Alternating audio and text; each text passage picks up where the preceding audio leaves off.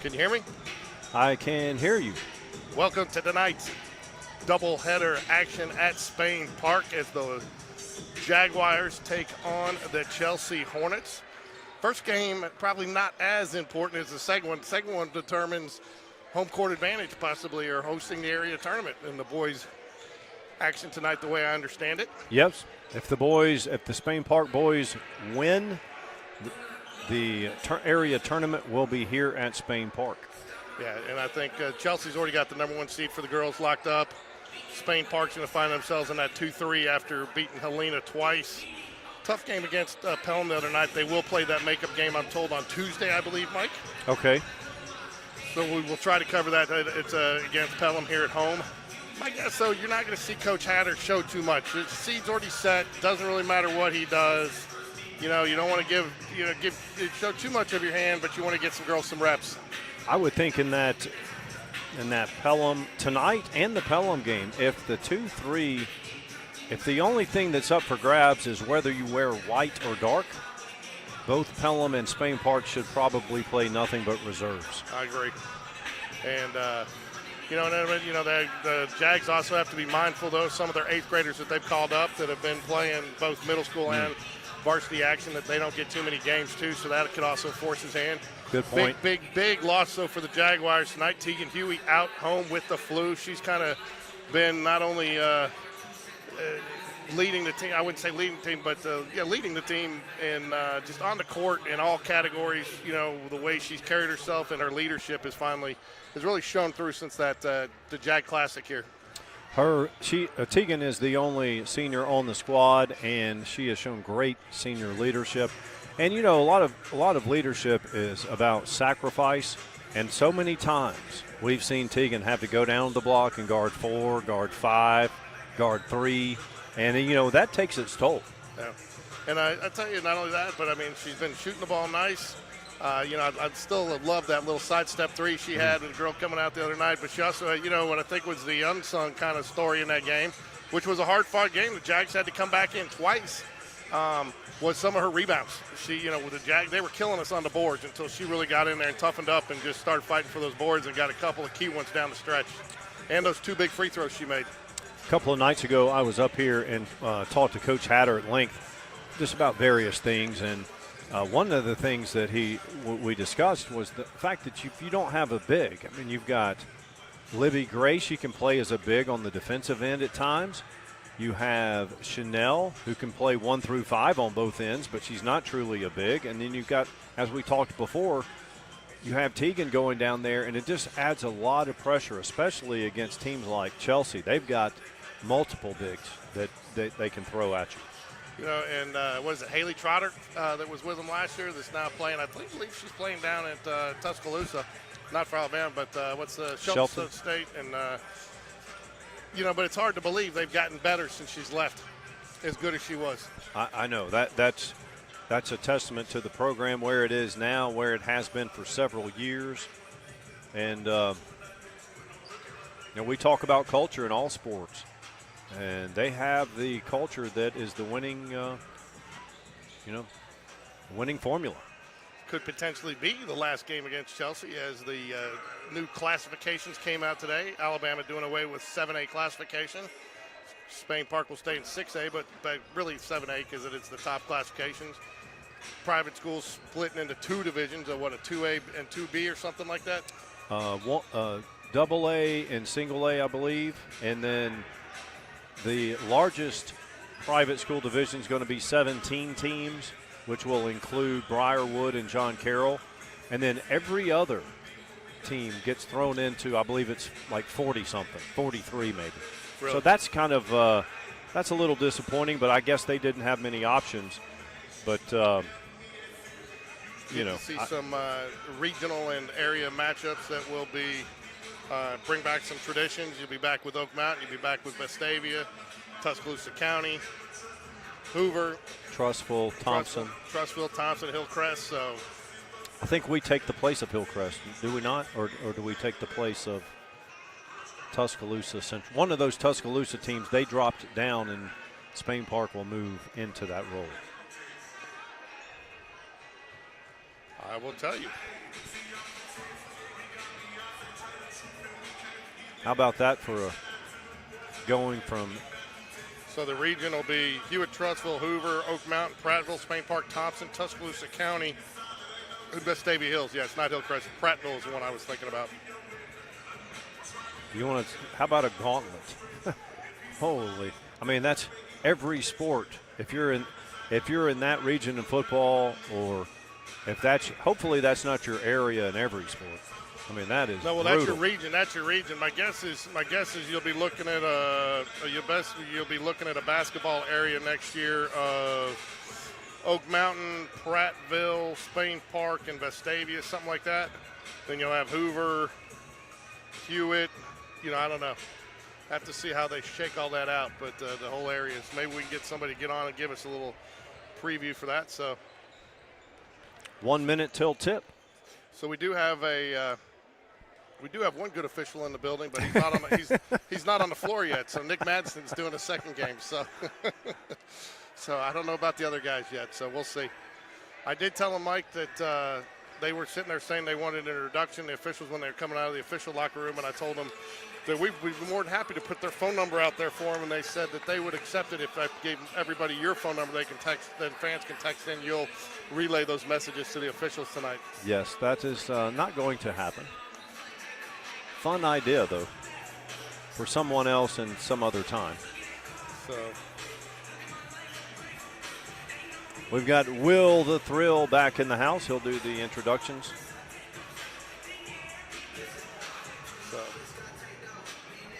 We'll check off the starters as Will the Thrill announces them.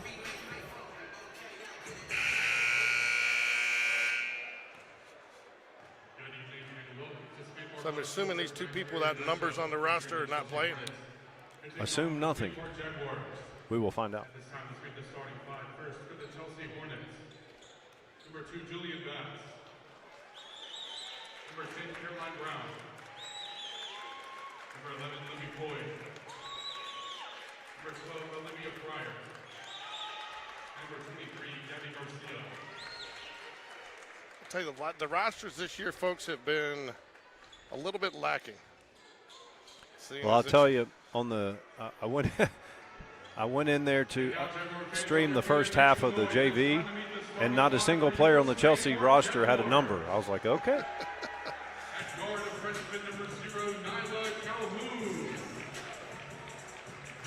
Nyla hit a few big free throws the other day. She did. L. Smith. Libby Gray looks like we'll be getting a start in the absence of Tegan Huey. There she is, Libby Gray. Long, athletic. Libby had some nice defensive stops again last Friday in that game against Alena. Played well at times against Pelham. That Pelham game was a tough one. Did you go? No, I watched it on their Pelham broadcast network, which, by the way, kudos to them. That was they did an outstanding job.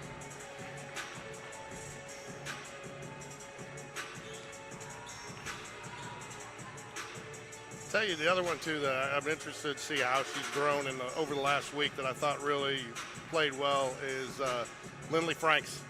Yeah. She definitely played with a lot of confidence last week. I think in an absence of Tegan, that's somebody's shoulders that's going to have to. You probably to be successful when Tegan's out, you probably need to get about 6 more points out of her in a game. So she needs to be ready to fire a little quicker on a couple shots today. Lindley hit some really big threes in that Pelham game. And that the King girl for Pelham was just too much. We couldn't stop her.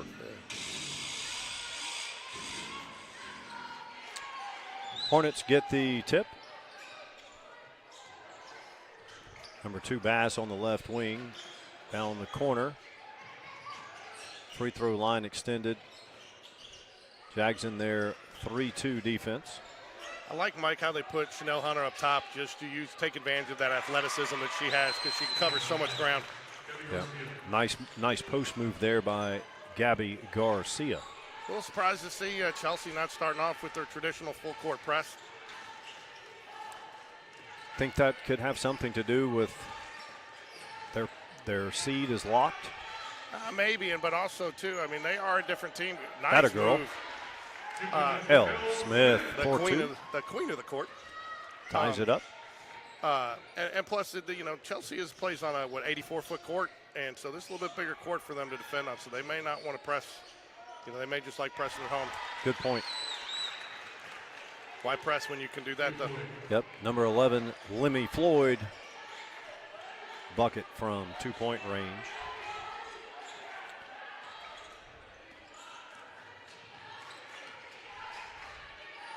Chanel, long three-pointer. Yes, sir. Jags take the lead.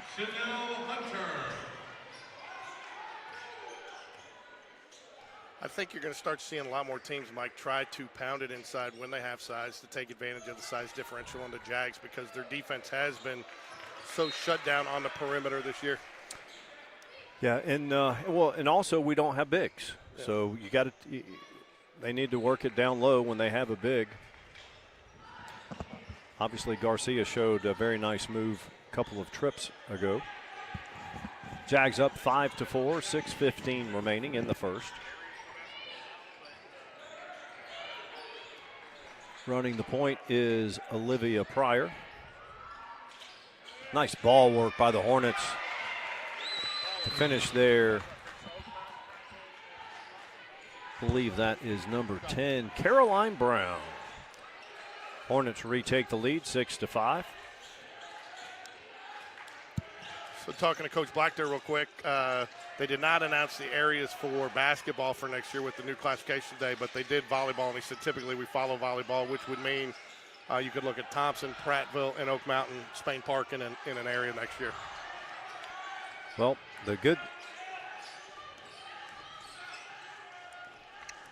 we play Oak Mountain twice every year anyway. Yeah. They're 2.3 miles down the road from us. Nyla, nice job there dealing with the pressure. I think you'll see Coach Hatter. I don't think he's going to go forward to score, but I think he will be content to work some time and get good shots against this team. You're not going to get into a shootout against Chelsea. Well, I don't think it serves either team any good to wear yourself out, risk injury, focus on fundamentals.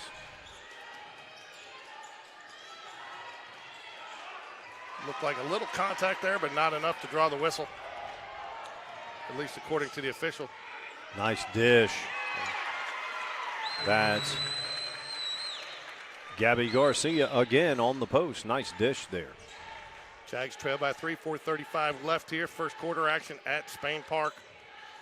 See if we can't get Lindley open.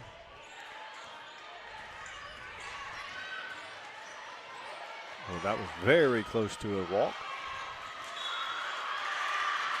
It was not a good set there.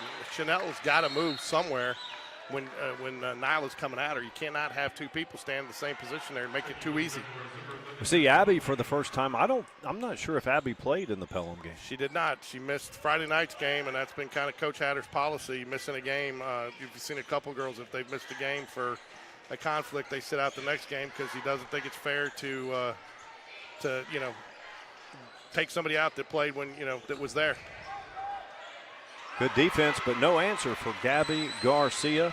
We talked about it pregame. We talked about it at the tip. That's a case to where normally Tegan's going to be down there. In that case, that particular trip, it was Abby. We're just outsized. Three-pointer on the way. Yes, sir. Chanel looks like she's got a nice eye for the rim tonight. Yes. She's really starting to find her groove. She had some outstanding spin moves at Pelham. And obviously Pelham's a really good team. They have great defenders. Nice little cut through the middle there. Nice turnaround. That's number 10 again, Caroline Brown. Lead is 4.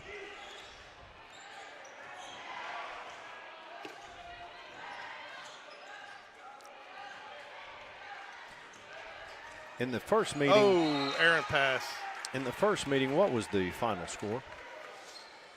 I think I want to say 60 to, they only lost by, I think, 14 to Jaguars. And Jags had played them closer than a lot of people have all year. And so defensively, they were able to slow them down a little bit. When I say a little bit, kept them from getting over 70. Sure. Yeah, that's what Coach Hatter and I were talking a couple of days ago. I mean, Chelsea, and they've got some firepower.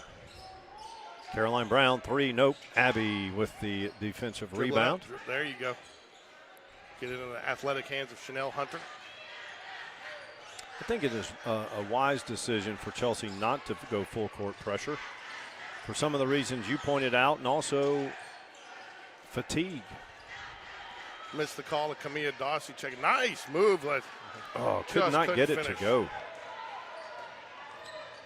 Nice drive by Lindley. Jags stay in the zone. Nice cover. Garcia Excellent. travels. Excellent backside help there by L. Smith there to shut it down and basically caused the travel right there. Of course, we got L's grandparents watching again from Hartford, Alabama. Hello. Glad to have you. 4-point ball game. Chanel, top of the key. Now Abby out high. Camilla Dawson. Good on-ball pressure there by number 12, Good Pryor. decision. It was not a double dribble. She batted it. Good call by the official there. They wanted but it was. I thought that was the right call, didn't you, Mike? I was looking at the pass. So 3-pointer on the way. Good. Nothing but net. I'll tell you what. Pryor, Brown, Garcia, Floyd, and number 12, Pryor really hasn't even gotten that much going on the offensive end, but she has been a problem on the defensive end. Hornets lead by 7, 1:12 remaining in the first. Oh, nice. Good decision by Camilla Dawson. Bring it back out, though. Yep, did not go up against that double team. Good recovery by the Hornets defense. Kind of the cut and the pass happened at the same time there, and just an errant pass. Nyla we're missing some other players. Look at our bench. Who else are we missing?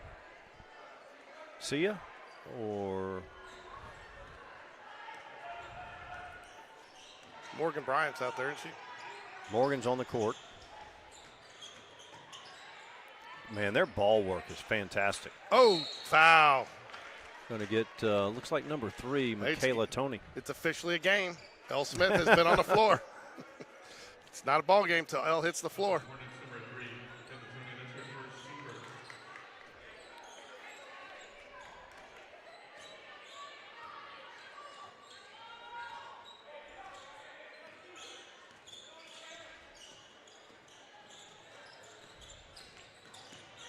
Jags with only 4 players on the bench. So going a little light tonight. Nice recovery there by Camilla Dawsey.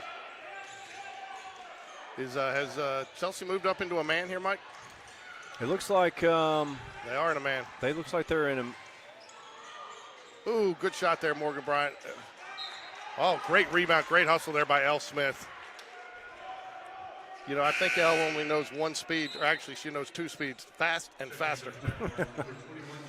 Morgan Bryant gets some quality minutes there. Chanel back in for the Jags. You know, I think Will's going to have a hard time when he's got to put her through driver's ed because, you know, he's a driver's ed instructor here. She's not going to know what the brake pedal is. No. I would love to have seen Nyla try to pop that there. I know she's doesn't shoot quite as much, but oh, nice move. She scores it, but after the horn, at the end of 1, it's the Hornets 15, Jaguars 8. Quick shout out to our sponsor, Craft Burger, 2 locations, one over there off Caldwell Mill next to Publix, the other across from Lee Branch on Highway 280. Call ahead, place your order, pick it up, take it to go. So, Mike, I will tell you, and I was out in Las Vegas. There's a place called the Lazy Dog, and I had a Cuban sandwich that rivaled that of Craft Burger. But but Craft Burger has one of the best Cuban sandwiches around. Absolutely. They sponsored the tournament here, and in between games, I went and had one. I'll tell you know what? I know they're not a sponsor, but you know who has a fantastic sandwich? Who? Wiss lightly toasted from San Peggio right down there Are you serious? is one of my favorite sandwiches. They put all these fresh tomatoes and ingredients on it, and they toast it just right. I couldn't believe it the first time I had it. Really? It's I'm not knocking their pizza, but their pizza's good, but it's the sandwiches that I've been raving about. We got to get them to be a sponsor. That way we can talk more about it. Yeah, you know who we haven't seen this year that we need to get on for a broadcast is Andrew Simonson. That's right. Especially with all the changes. Oh, I mean, he would have it. He would be an invaluable source.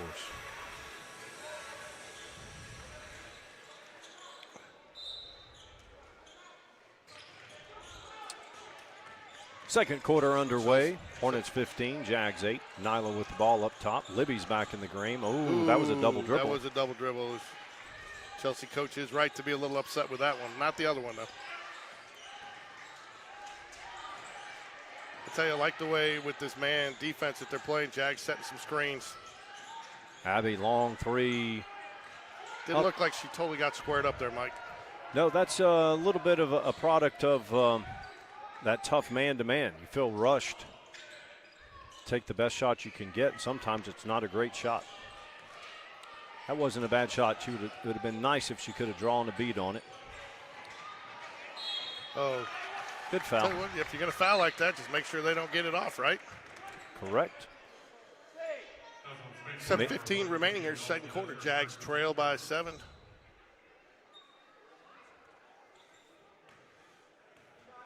Ava Lovingood will go to the line to shoot 2 for the Hornets. Nice to hear the cheerleaders loud and proud in action tonight. When do they head down to the House of the Mouse? Wednesday. So has Morgan had them practicing at like 6 a.m.? Oh, yes. And well, with the threat of ice and snow or rain or what have you, all the practices have been extended. Ooh, hard, tough. The long rebound. You know, the long rebound off free throws has killed the boys and girls at Spain Park all season. Yeah, I mean, Abby had a nice position there. She almost blocked her into the rebound.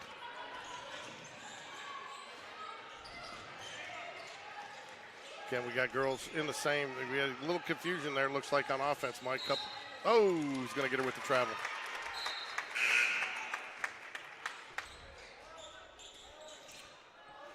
Yeah, we got Coach Hatter and his fearless foursome down there on the bench, and Chelsea doesn't have enough chairs for all their reserves. Yes.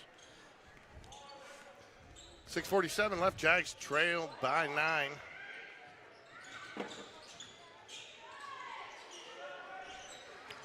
Drive, dish back out, three-pointer, high arcing shot, halfway down and out. Another offensive rebound. Libby gets the defensive board, much needed defensive rebound. Good little defensive stand there for the Jaguars.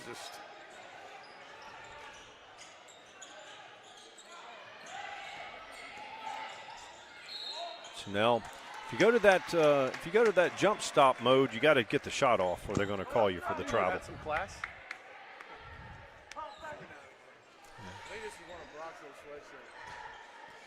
So Brock Bradley's father, Scott Bradley, in the house. I think he's Spain Park's #1 fan, Mike.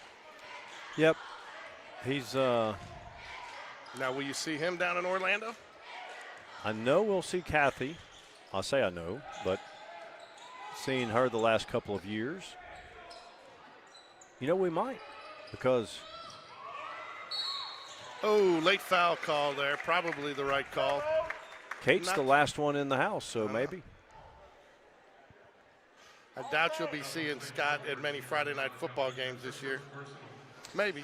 Probably be in Clemson, South Carolina. I think it probably depends. You know, you don't know. I did talk to Brock the other day, though, and he's excited about Morris, the new offensive coordinator.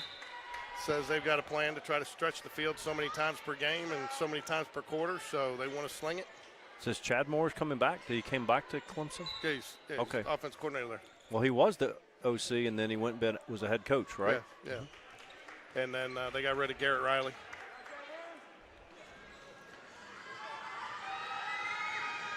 Well, we know that when Chad was there, they had success. 10-point lead here for the Hornets here. It's about 5 minutes, 45 seconds left in the second quarter.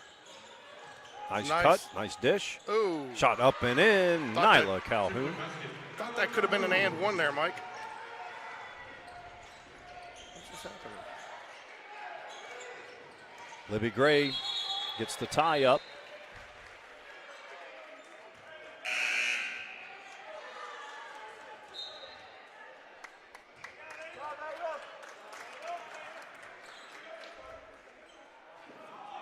Hornets 18, Jaguars 10, 5:28 remaining in the second quarter. In the paint again. L. Smith, hands up. That's good defense. Not much you can do.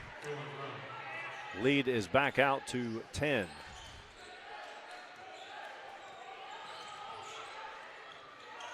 Somebody hit the scoreboard, Cam. I'm going to have to fix it here at halftime, but got it working enough for now.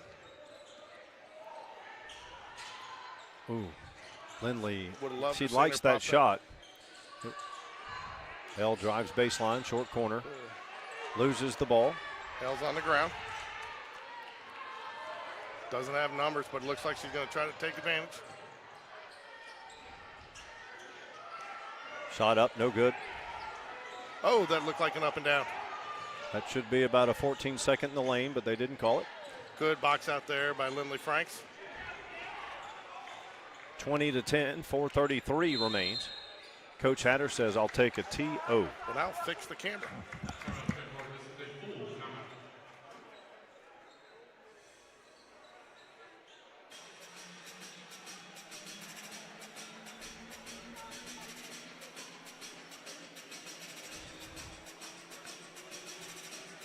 George, by looking at the roster, it looks like we're missing number 20, Beatrice Parker. 22, Avery Norwood is not here. Number 3, Aria Knight. Sia Roberts is here, dressed.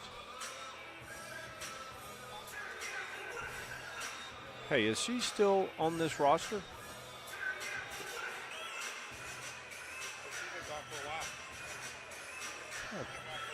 This is really old then, huh?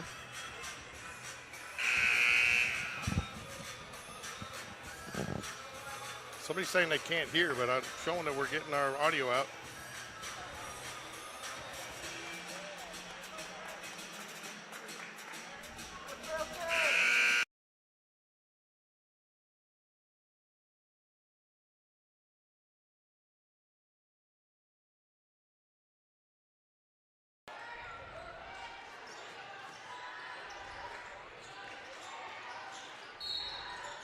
Chanel Hunter draws foul. 10-point game here. So we should have audio, Mike, so.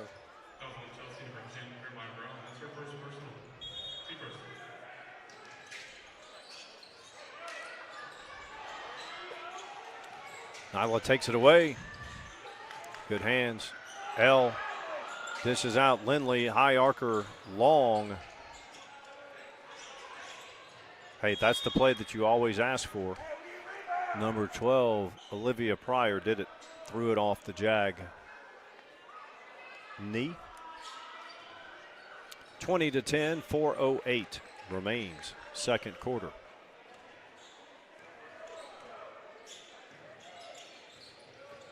Nice drive. Does not get it to go. L. Smith gets the defensive board, hands it off to Nyla. Nyla surveys the court, listens to Coach Hatter. Hornets playing man-to-man. Chanel drives, left elbow, out to Nyla.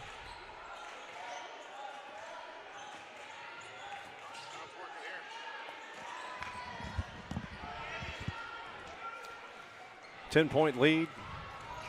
Drive, 12-footer, nope. Nyla tips it to Lindley. Ball's on the floor. We're going to have a jump ball situation. Jaguar basketball. Number 11, Floyd. Number 2, Julian Bass in for the Hornets. Abby back in for Spain Park.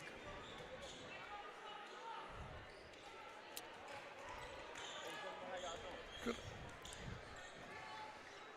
10-point ball game.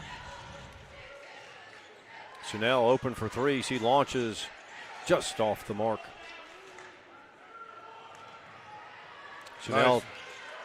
gets her hands on it, creates the turnover. And draws the foul. Fouls on the number 2, Jillian Bass. That's her first. She's on number 2.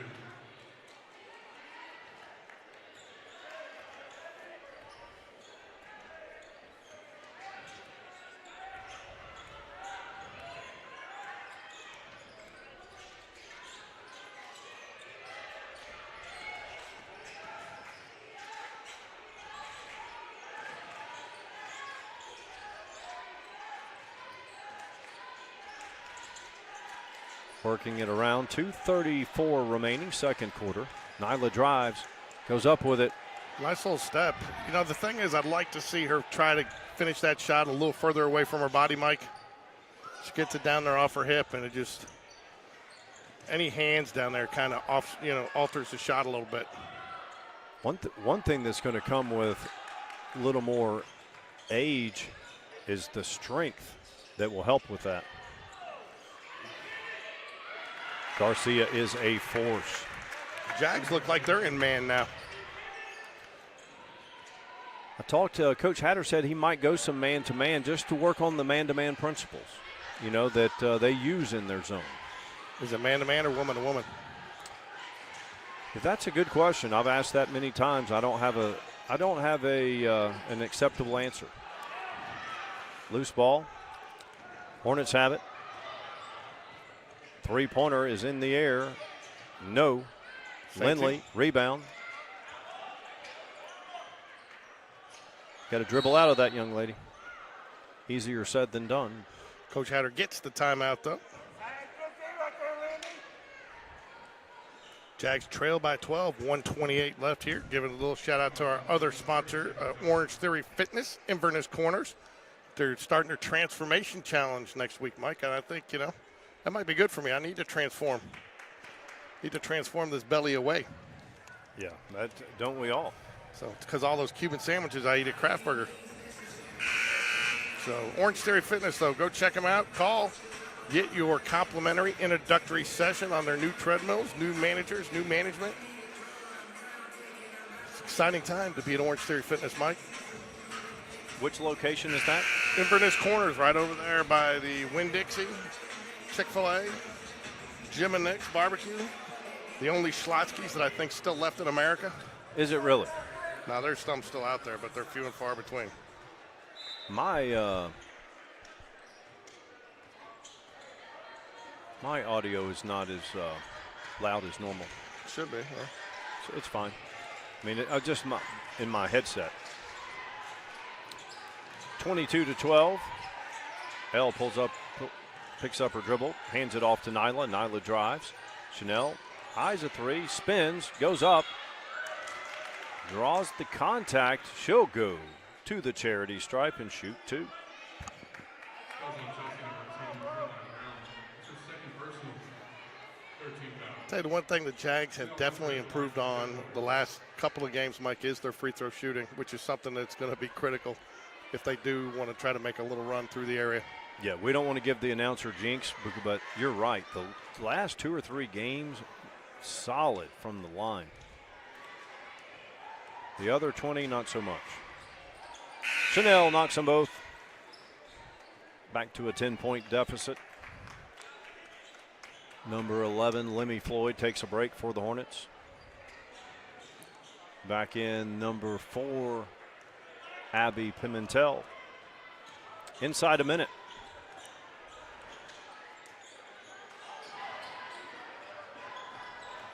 They got two players at the elbow. Nice. Man, I'm telling you, their ball movement is fantastic. 24-12. See if the Jags hold it for one. Hornets man-to-man. Lost it.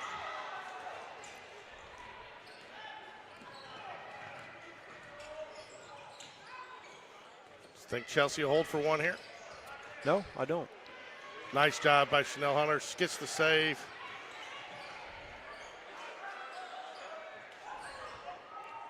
I like how the Hornets are always moving to an open spot or trying to.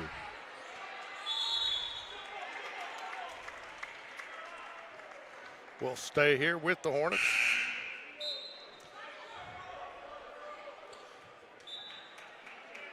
Libby Gray will check back in for Morgan Bryant, which I think is a wise move there. Try to get a little bit more size underneath the basket for the, you think they're going to.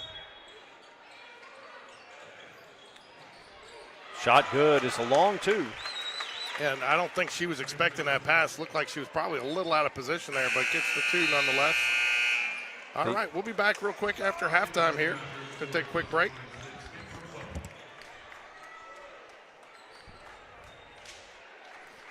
At the half, it's Chelsea 26 and Spain Park 12. Spain Park cheerleaders rolling out the mats. They'll be at the National Championships in Orlando next week.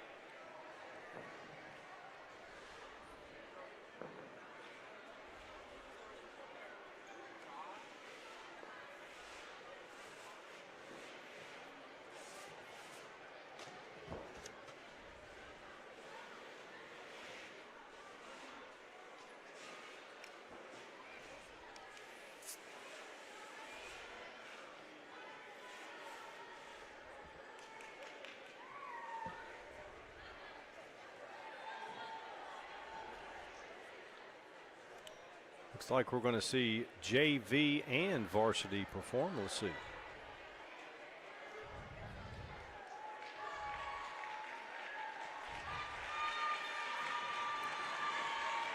This is Spain Park JV, and they're really not JV, just in terms of name.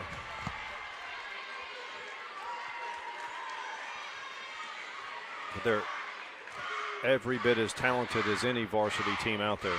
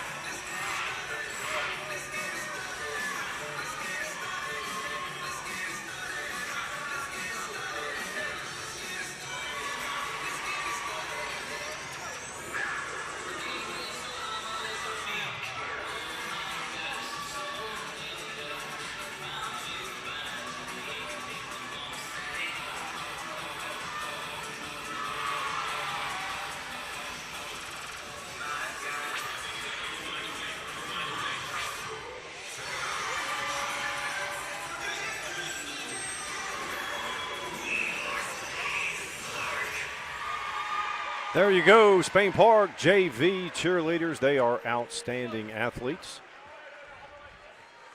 I think we will see varsity at halftime of the boys' game. JV going to nationals next week with the varsity. JV making their first ever trip to nationals.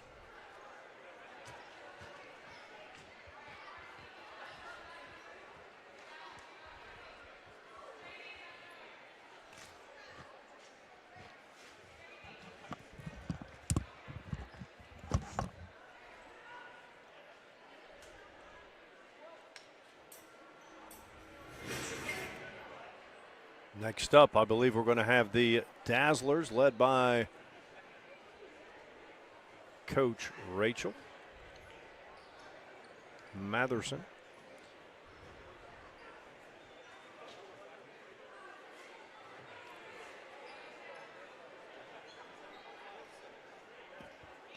Moving the mats is a training session in and of itself.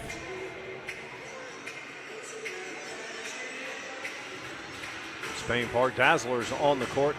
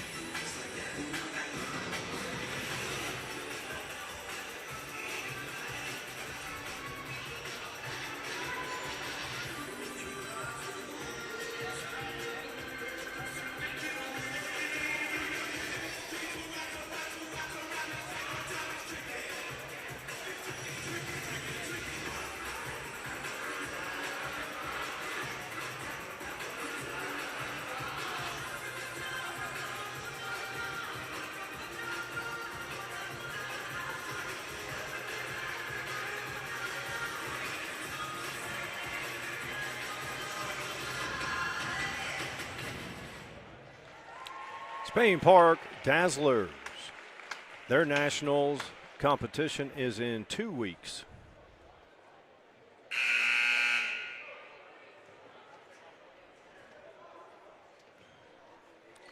Two and a half minutes from tip-off.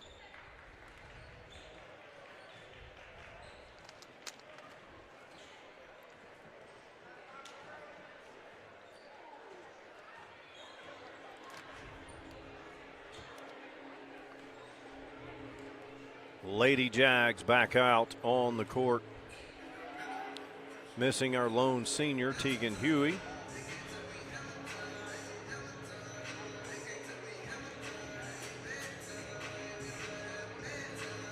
Missing a couple of other players as well.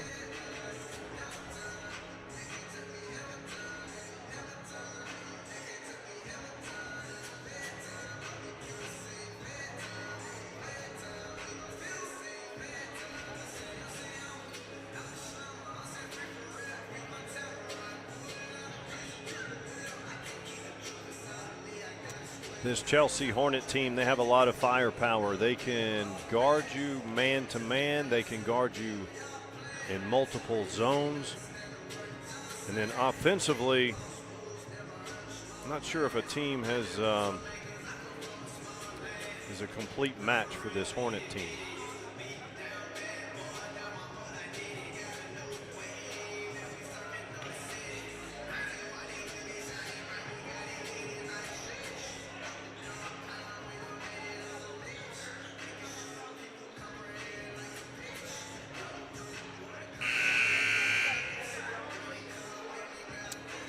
Inside of 1 minute until tip-off.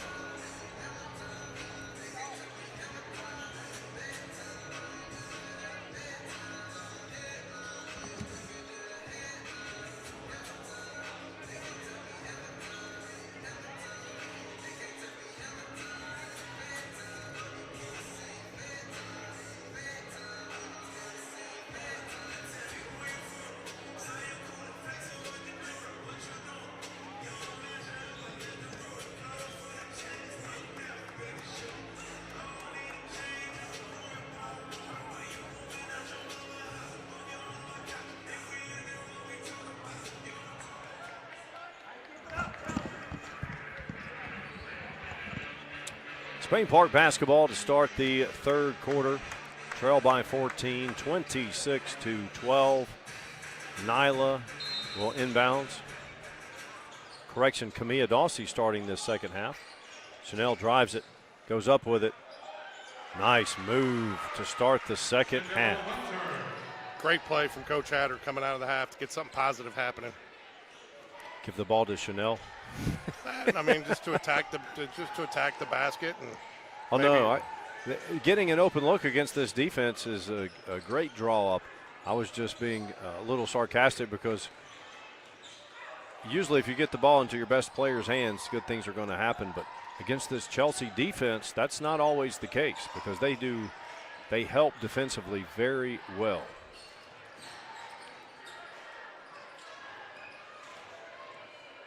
No answer for her. No answer for Gabby Garcia. She beat the Jags on the block. She took it out on the wing there and then drove it and scored it. Chelsea looks like they've come back out in a man. Nice job by Lindley. They're just unable to finish. I like the drive. I like it. Sometimes that drive will get her long-range game going. Oh, and the bank is open, as my partner likes to say. Well, I didn't think it would be open at 6:15 on a Friday night, but apparently it is.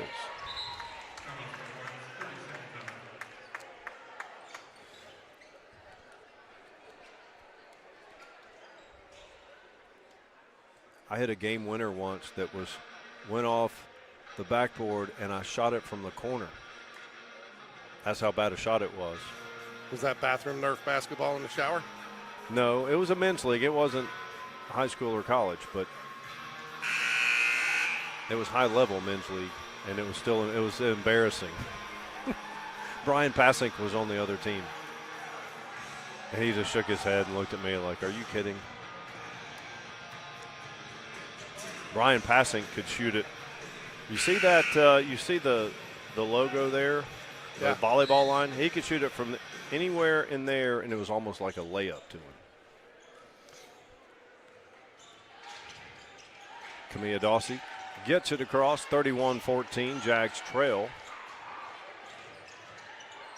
Nice move, Camilla. Nice little crossover. Nice touch on the little floater there too, Mike. I like it.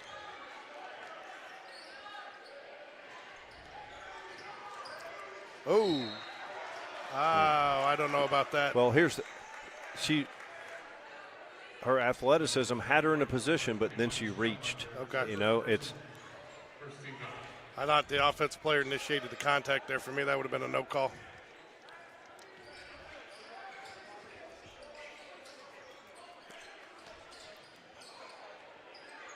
Oh, that's going to be over and back. Nice defensive pressure. I like seeing the Jags in this man-to-man. I know Coach said that he's doing it to work on fundamentals and off-the-ball principles, but it's paying off. Stick around for game 2 tonight. Oh, that's a travel. I was going to say, how do you get away with that? How do 3 officials miss that one? You can't even move. You could. Once you drop the ball, it's a travel, isn't it? Well, yeah, it's out of bounds on Spain Park. Yeah. That's what they called, actually. I don't know. She had Abby open. I don't know why she didn't get it into her. And the foul on Lindley Franks. You know what? If Chelsea just There's got to be a nickname in there. Lindley, Franks, and Beans. I'm not sure. Not sure if your girl you Lindley, like that let one. me be Franks. Yeah, I like that. Let me be Franks. Lindley Franks, my dear. I still don't understand your Eli Smallwood nickname last year. It was a song. I know, but I don't think it's a song from any generation, even my parents' generation. No, it's not that old. I think you went back to Scottish yodeling. No. Chanel Hunter goes up high for the rebound.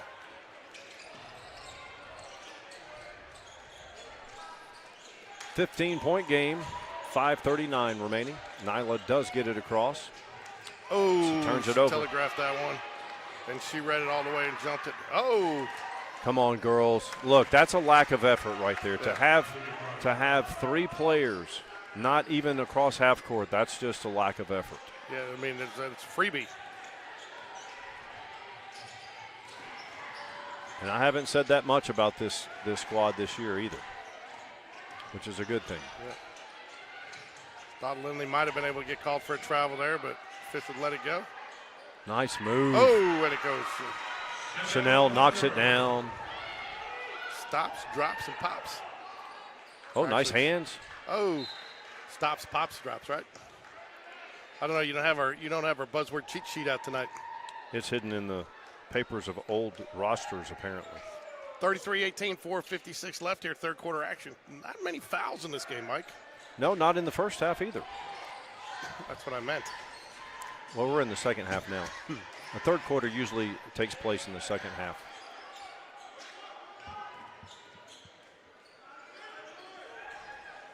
Now that we don't have 7A anymore.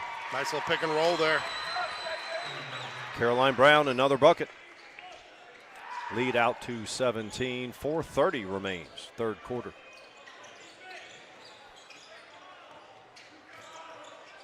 Jags definitely missing the size and the leadership of Tegan Huey tonight. Active hands for the Hornets. Second. I'll tell you. Oh. And one. Olivia Pryor will go to the charity stripe to finish off, attempt to finish off the conventional three-point play.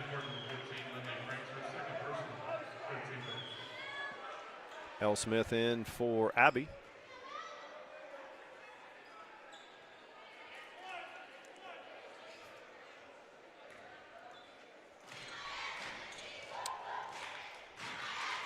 Shot is up and good. The lead is 20. Hornets 38, Jaguars 18.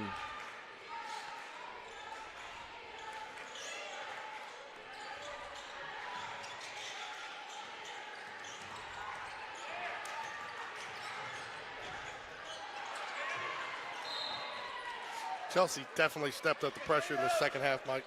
Yeah, they're not going full court, but on the ball pressure with this man-to-man is creating issues.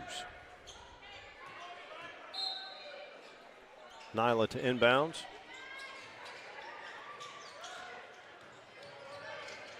Lindley has not been able to find an open shot from perimeter in this second half.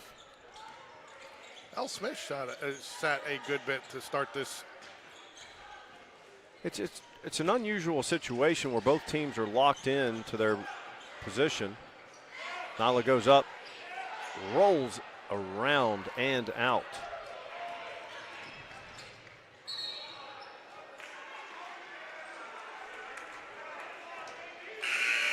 Nyla says, "Give me a break." Coach Hatter says, "Not yet."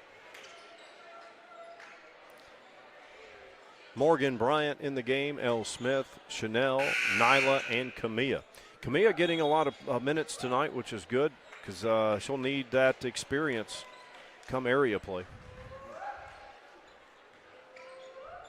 Of course, she's been playing at varsity level for what, this is year 3 or 4?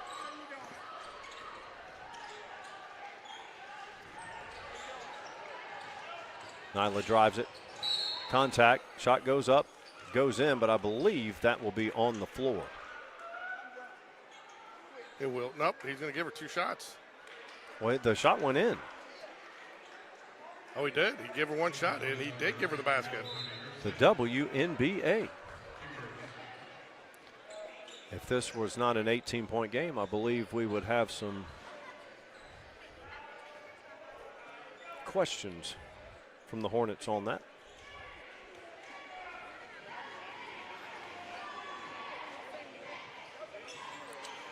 She did not complete the three-point play. Like the problem is we jinxed them by not talking about how good the Jags free throws have been. Ooh, that was close to a travel. Good no call there by the officials. And good decision there by L. Smith to pull the hands back. Looked like she was going to try to grab a ball that was probably going to be tough to corral. High basketball IQ for an 8th grader. Yep. For any grade level. Yeah, true. I tell you what, I'm starting to believe her, though. I do think she's the best athlete in the house. I think Brody and Miller would tend to disagree with that, but how old is Miller? I think Miller's 6th grade, maybe.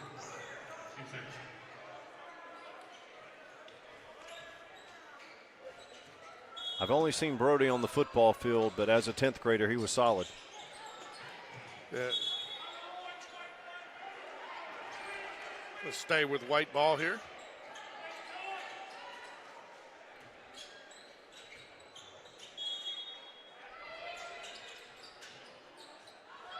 Nice pass over the top.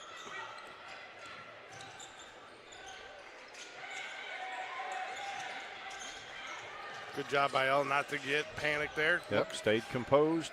Kept looking around. Girls moving towards her. Good pass there by Libby Gray. You got to be careful. The Hornets will jump these passing lanes, and they have many times tonight. Nyla, Morgan, Elle out top. Chanel eyes it, spins it. Oh, just a little firm off the back iron there.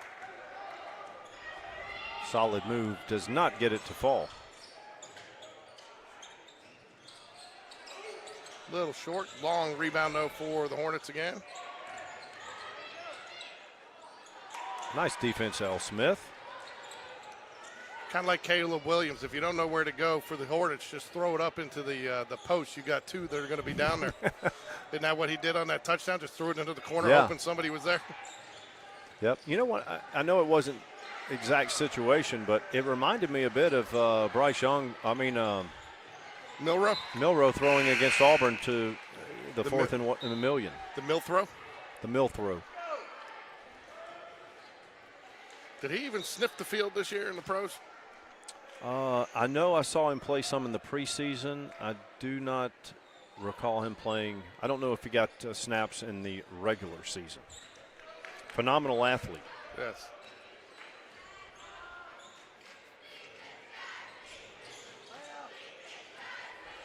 .132 left. Jags trail by 18. Wow. 20.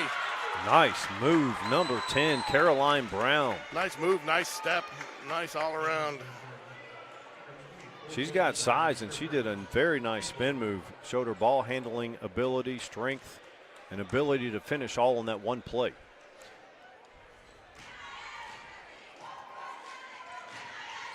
She does complete the three-point play.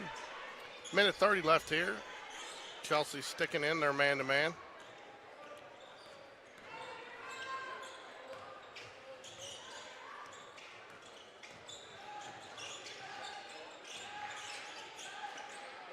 Camilla on the wing, dribbles out top. Elle on the right wing. Libby. Garcia showing she can guard out on the perimeter as well as inside. Camilla, long three, high archer. Nope, just misses. Thank you. Oh, that's definitely a charge. Atta girl. Yeah, she was set. Hey, that took a lot of guts right there. Yeah, that was a truckload coming at you. Gabby Garcia with a head of steam in a 21-point game. I might have done the old late.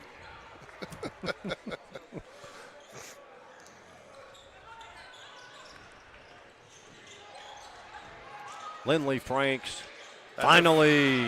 That's our first real open look at the night. Exactly. And she knocks it down. 32 seconds left here, third quarter action.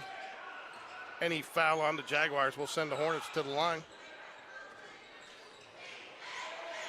23 seconds will send my partner to the concession stand.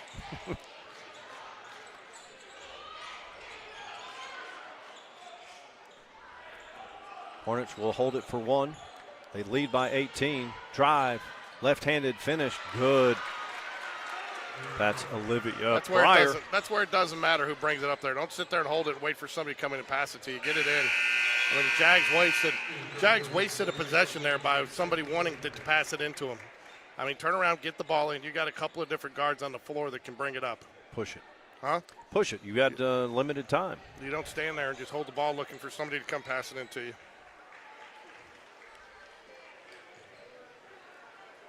Chelsea Hornet cheerleaders out on the court. I like how they went over and got on the Spain Park side to watch Spain Park perform. Classy move. That was Chelsea going down there? I am not sure if they are or not. I believe they are, but I don't want to say for certain. Reading that, I think I have some of it. Let me show you what this is.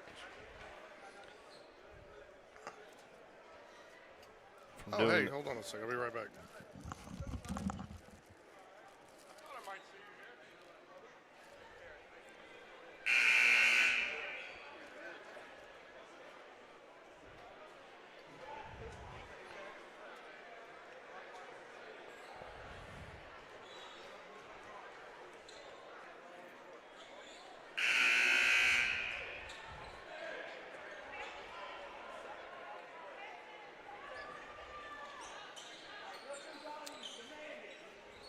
Fourth quarter getting underway.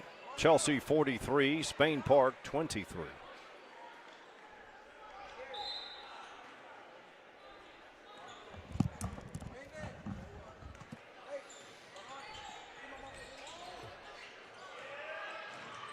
Dump it down low. It takes a perfect pass there, but she delivered. Caroline Brown having an outstanding game for Chelsea. Lead is 22. Morgan Bryant drives, short corner, picks up her dribble, gets it to Elle Smith. Elle drives, draws the contact. She'll go to the line. To shoot two. No more 1-and-1s, right? The only 1-and-1s is what, men's college? Men's college.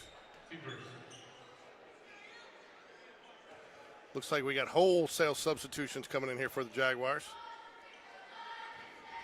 Didn't know he had enough people on the bench to that. Is sure coach isn't going in? I don't think Sarah can go in because she's not fully cleared with her Achilles. She is, I think, probably 80-90% though. Got one more waiting to come in there for the shooter.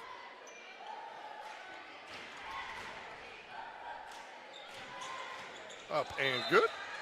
Chelsea has 1, 2, 3, 4, 5, 6, 7, 8, 9, 10 players on the bench. We'll see how many of those get to come in here the last quarter. When your seating is locked up and then you have non-area games, perfect opportunity to get other players minutes. Nice job.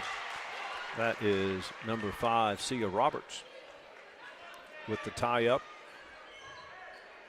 Haven't seen much of Sia the last couple games. I think she's one of those that they've been having to monitor her game count. She's an 8th grader too? I believe so. I know a lot of the cheerleaders, especially on the JV team, a lot of them have the flu. And basketball teams are dealing with that as well. Oh. Contact, back bucket. Coach Hatter with his traditional hands on the hips, just staring you down pose. Could make a statue of that, Mike. If they ever did a statue for him, I think that's what it would be. Yeah. Yep. Then I think Coach Floyd at Oak Mountain, his would be this. Yeah, to stop. Missed the free throw. Hornets get the rebound, gets the travel call, though. Libby Gray set to check back in for the Jaguars. Come on, Mike, do it with the cheerleaders. So is that the JV girls cheering? Nope, that is, well, let's see. Nope, that is varsity. I think. I see Kendall. I see Lambert. You have some girls that are on both. Nice drive, can't finish. Libby Gray fights for it, can't come down with it. Hornets, they push the pace. Caroline Brown not happy about not getting the feed. Camilla Dawsey.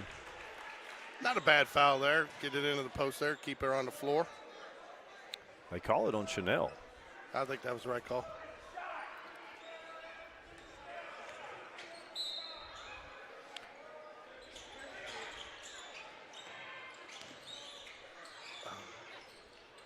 (47-24), Hornets lead.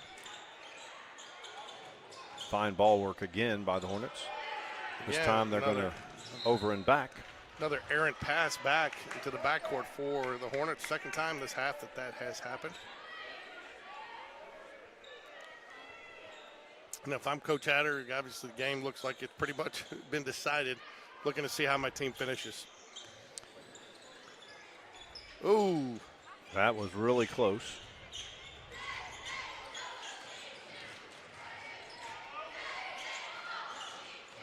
Coming up on 6 minutes to go in the fourth quarter.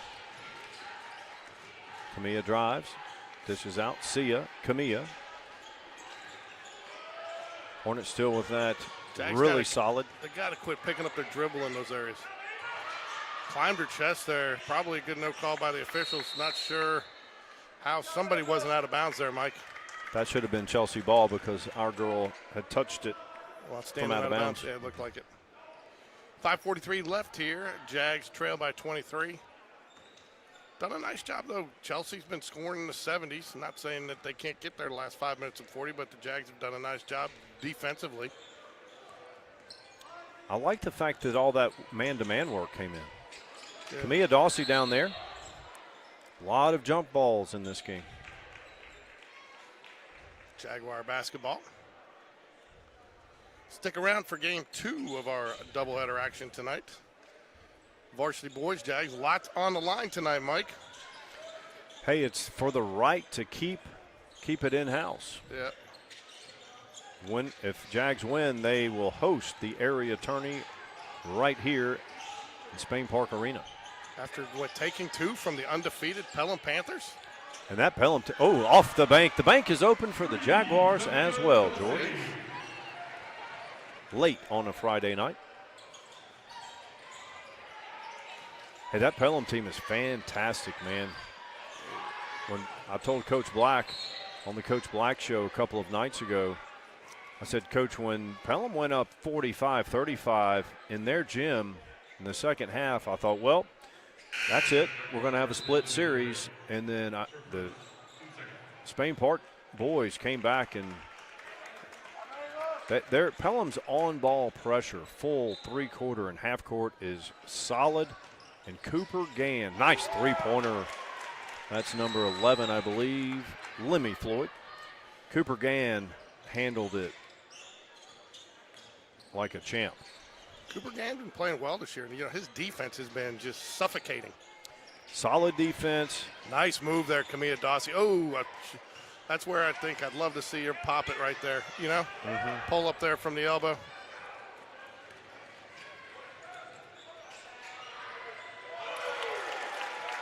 She's feeling it now. That's number 11, Lemmy Floyd.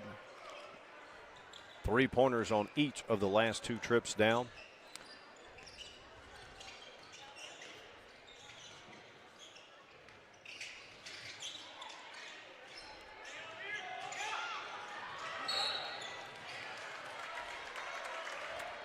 It's going to be team foul number 4. Any foul now will send the Hornets halfway through the fourth quarter here.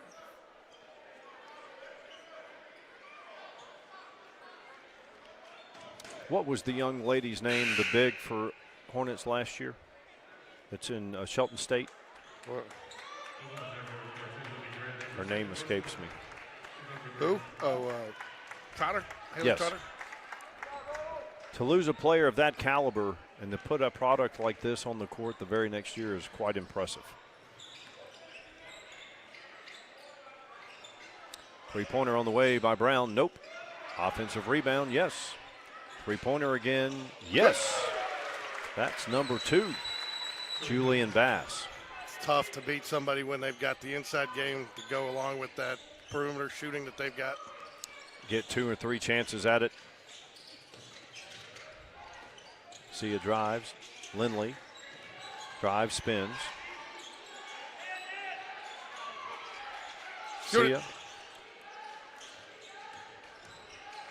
Jags look open at times, but then the Hornet defense recovers so nicely that they're not.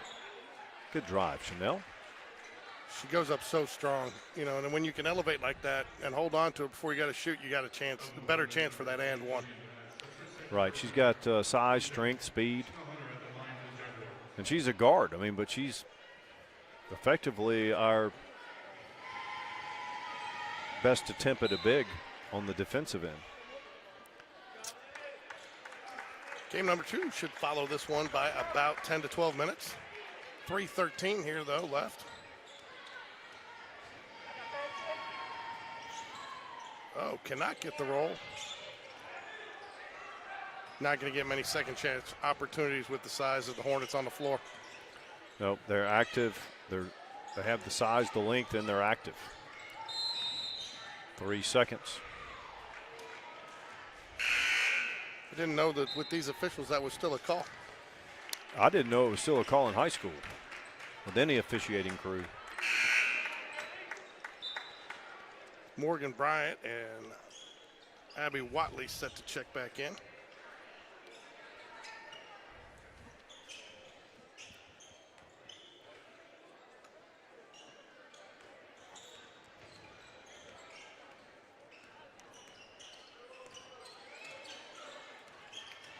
Inside of 3 minutes, Abby has it out top. Over to Chanel, left wing. She'll drive it. Free throw line. Camilla. Thought about it. Yep. Would have rather seen her take. Oh, nice job, L. Smith, getting in there, getting a rebound. Backing it down. And Nice move. puts it in. In the land of trees, L. Smith. She did a nice job going underneath and knowing her position, knowing where she was on the court. That's why they call her the queen of the court, Mike. Or I don't know anybody else knows other than me. That's why George calls her a queen of the court, and occasionally I do.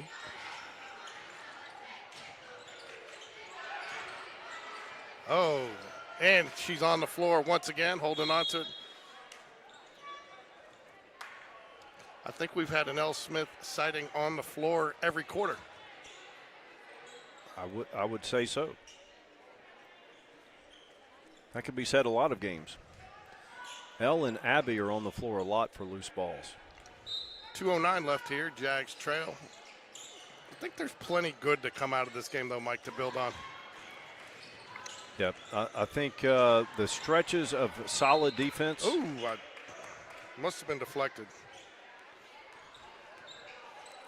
Exactly 2 minutes to go in the fourth quarter.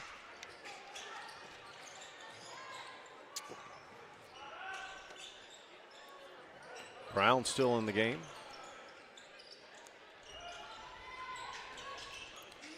You know, some people may say, why is a starter or two still in the game at this point? But it's not that simple, because when your reserves come in there, it's not fair to put all 5 reserves in at the same time, right? I agree. You want to have 1 or 2 experienced players on the court with them. Pass ahead, Chanel.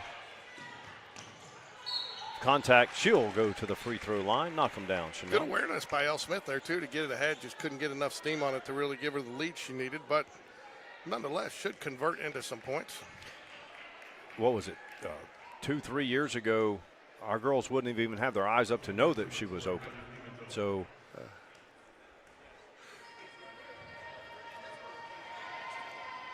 first one's up and good.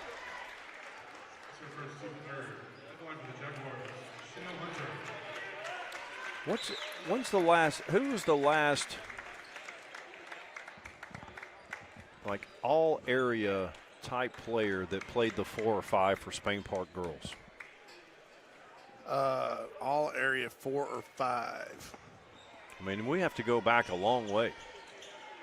Go back to Cameron's. Well, you had team. 2019, 2020, or before or prior.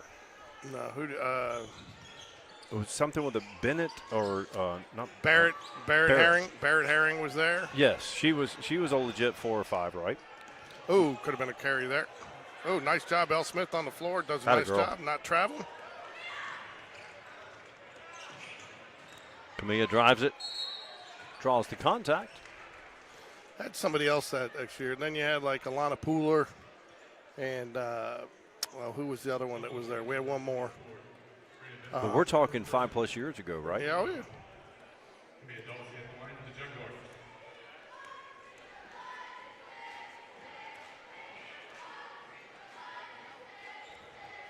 Nice Oh. touch. Friendly roll.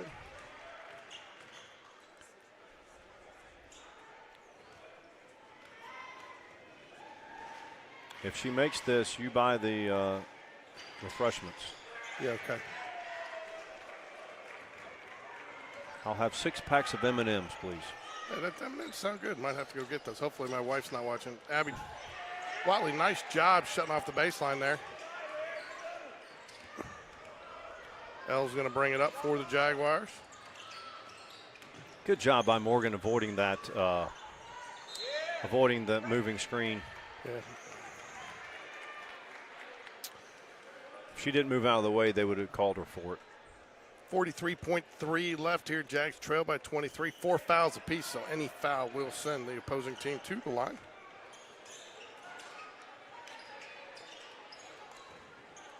I think it would be a victory if Spain Park can hold them to in the 50s. That doesn't happen often. No, I agree. Nice job by Abley. We're playing physical down there. Yep. Morgan Bryant with the rebound out to Lindley Franks. When you're outsized on the block, it's hard to be disciplined. Get in there, Abby.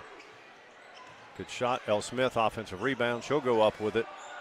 Oh, Morgan Bryant out to Lindley. 3 on the way. Long. L. Smith, offensive putback. Yes, sir. A little more respectable on the scoreboard. it does. Lose by 21 to probably one of the top 6-8 teams. I'm not sure Chelsea's lost yet this year, have they? I do not have their record. I know that the people I've talked to think they're one of the top 3 or 4 teams in all of the state in 6A. They put 15 minutes on the clock. We've got a 15-minute break until the boys. So we will be back.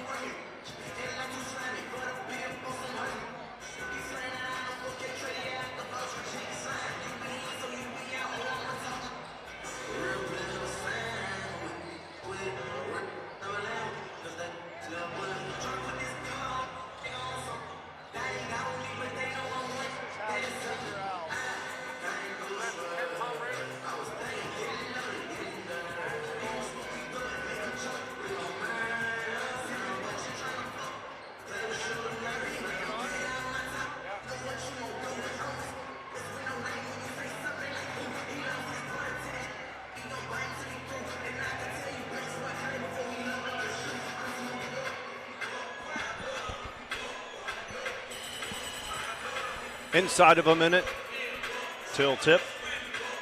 Time for game 2 action tonight of our doubleheader coverage here at Spain Park. Mike, should be an exciting game tonight. First time these two teams met, Chelsea was the victor. But, you know, I think I put more weight on it than some people. That is a smaller court over there, and that does change the way you play the game, especially the way Spain Park likes to play in space. No, I think it is. I think it matters almost every time. I mean, I really don't understand how Chelsea has that great campus and facility, and they have an 80. And it's not just Chelsea; other schools. Why they opt to go for an 84-foot? Sorry, I had to tell Elle Smith that I said I agree with her. She's the best athlete in the house. Yeah. I interviewed her at a baseball game last year, and I told her, I said, who's the best athlete in the house? And she says, of course, me. That's what Kate Bradley said from day one. Yeah, so, but no, get back to the court size. We got time for real quick here. We got national anthem. Did we swap headsets? No, I don't think so. No? Okay. You struggling? Oh, here. Somebody hit your button. How's that? Is that better? Testing. You may sing the national anthem just No, to do a please, test? please don't. Welcome to Spain Park High School for tonight's area matchup featuring the You may sing Prince? No. Spain Park Jaguars. I would be pleased if you sung nothing. Thank you.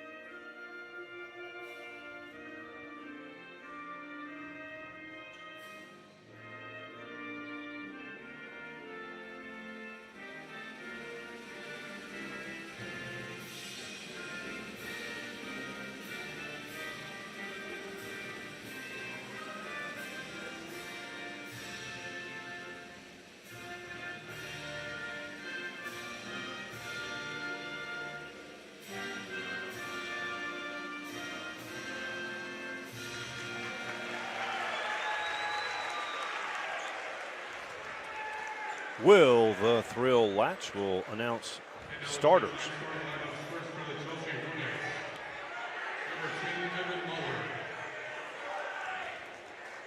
Number 12, Bradley Faulkner. Number 14, Braden Griffin. Number 15, PJ Nathan. Number 21, Sean Johnson. Doesn't have a head coach, Luke Butler. Sean Johnson, 6'8". The rest of the Hornets don't have. They go 6 foot, 5'10", 6'4". So very similar in size to our Spain Park Jags. Starting five for your Spain Park Jaguars. Starting at guard at 6'5", senior number 1, Josh Wilkerson. Starting at guard at 6 foot, senior number 4, Cooper Gann.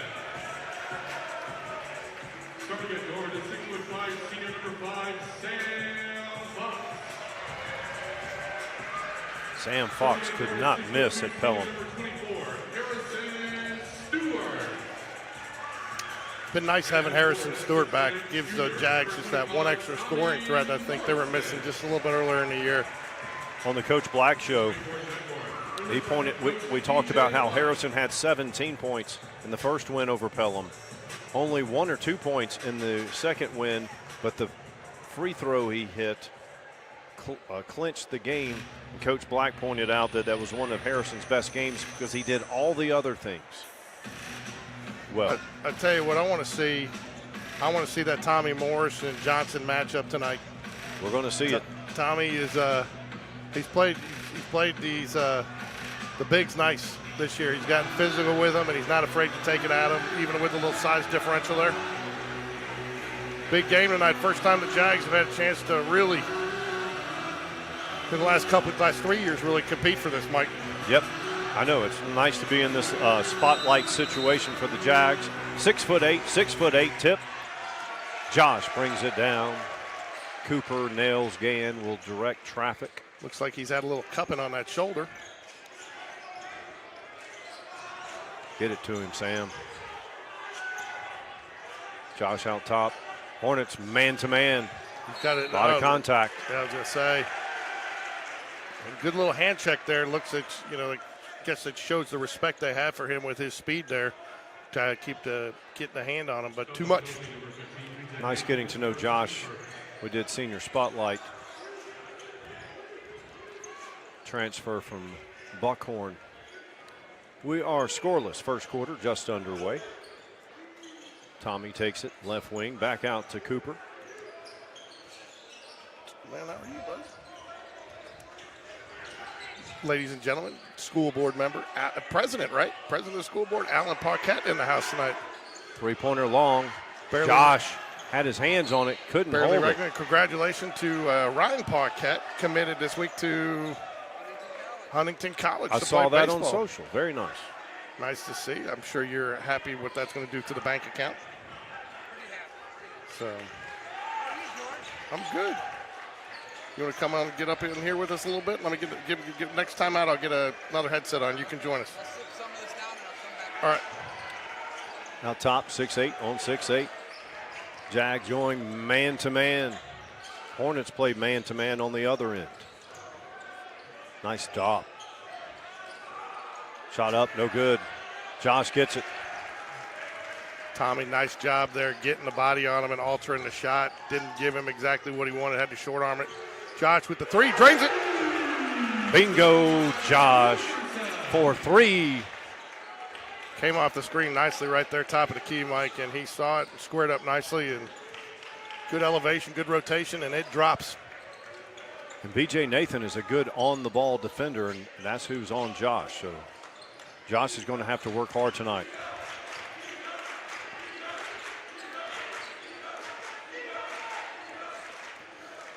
Surprised they're bringing the 6'8", that's so far out.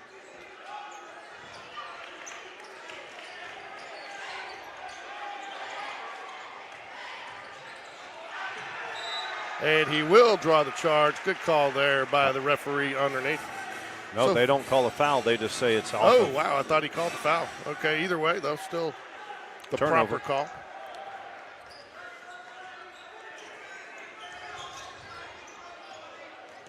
Josh pull up from 15, in and Ooh. out, no good. 5:40 remains first. Spain Park 3. DJ Nathan. Physical game as you would expect with all this on the line. Tommy Defense. Morrison with the block. Harrison Stewart. Cross court, Sam Fox open for three. No.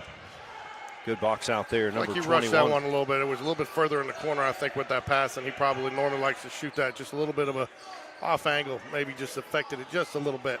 He was shooting it from the parking lot at Pelham and making it, so maybe that was an early game heat check.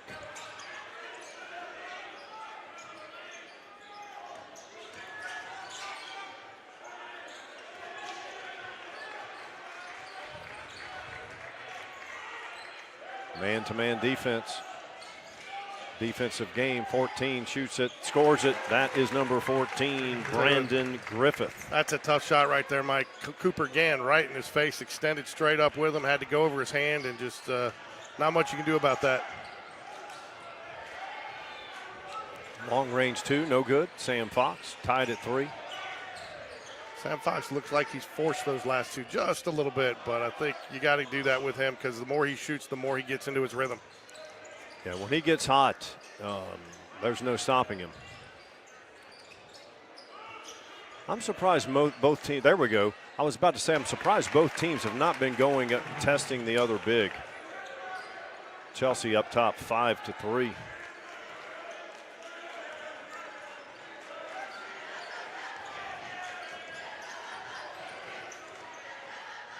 Oh, nice pass. Nice look. Just a little short, but that was a nice pass there by Wilkerson. Three-pointer on the way. Good. That is number 10, Evan Moeller. Just like that, Hornets up 8-3.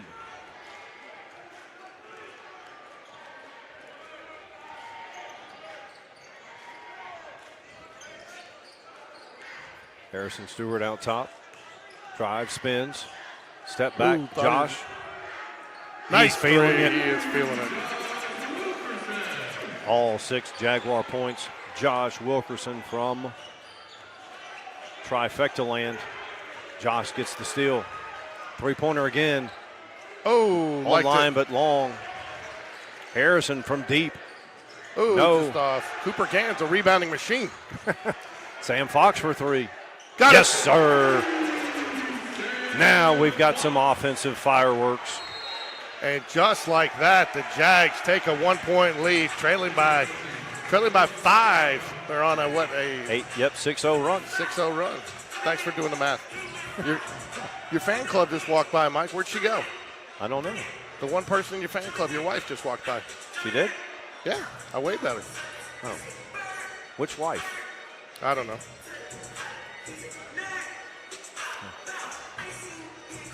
Yep, you too. You doing good? Yep, good to see you.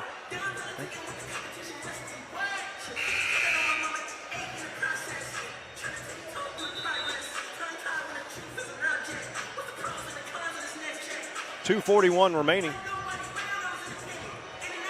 in the first quarter.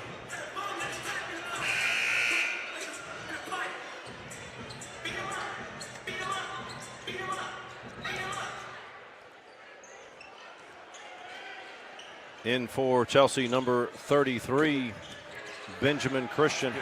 That's going to be off the Hornets. In for Spain Park, we've got Nash, Crash Davis, Patrick McQueenie, Josh, and the mighty Quinn Davis. And we got a third man in the booth tonight, Mike. Alan Paquette. Welcome, Alan. School board president, also my partner in crime for several baseball games this year, at least the away baseball games, right, Alan? That's right. Good to see you guys again. Go Jags. Crash Davis draws the foul. So big night for the Jaguars tonight. To win this game out, they get to host the area tournament. Something I think after last year, I wouldn't say was a stretch, but a pleasant surprise. Pleasant surprise. We're excited. Let's go ahead and wrap this up tonight. First free throw up and good. Owen Leonard. Owen Leonard can bring some fireworks. Didn't play a lot in the Pelham game. Alan, instrumental in the locker room upgrades all around Spain Park. You were an instrumental part in that. Yeah, we just also finished the small weight room. I don't know if you guys had a I chance did. to I check saw it. that out. Yeah. Looking good. But you got to be careful there because the small weight room equipment can become nicer than the big room weight room equipment when you get new stuff. And that just means they're going to be looking for new equipment, right? Yeah. Spain Park man-to-man on-ball pressure, solid both ends of the court. Owen Leonard reaches in. He'll get the foul call. Only the first team foul. Guys, is this as healthy as we've been since the season started? Yes. It is. We did the Coach Black show 2 nights ago, and this is the 5th or 6th game where they've been full strength, and he stressed the importance of being able to practice full strength for the first time. That's a good point. Oh, and between quarters here, Alan, want to get your perspective on the big announcement that came down today, the realignment. Yeah. So, from the school board perspective. Yeah, we need to talk about that a little bit.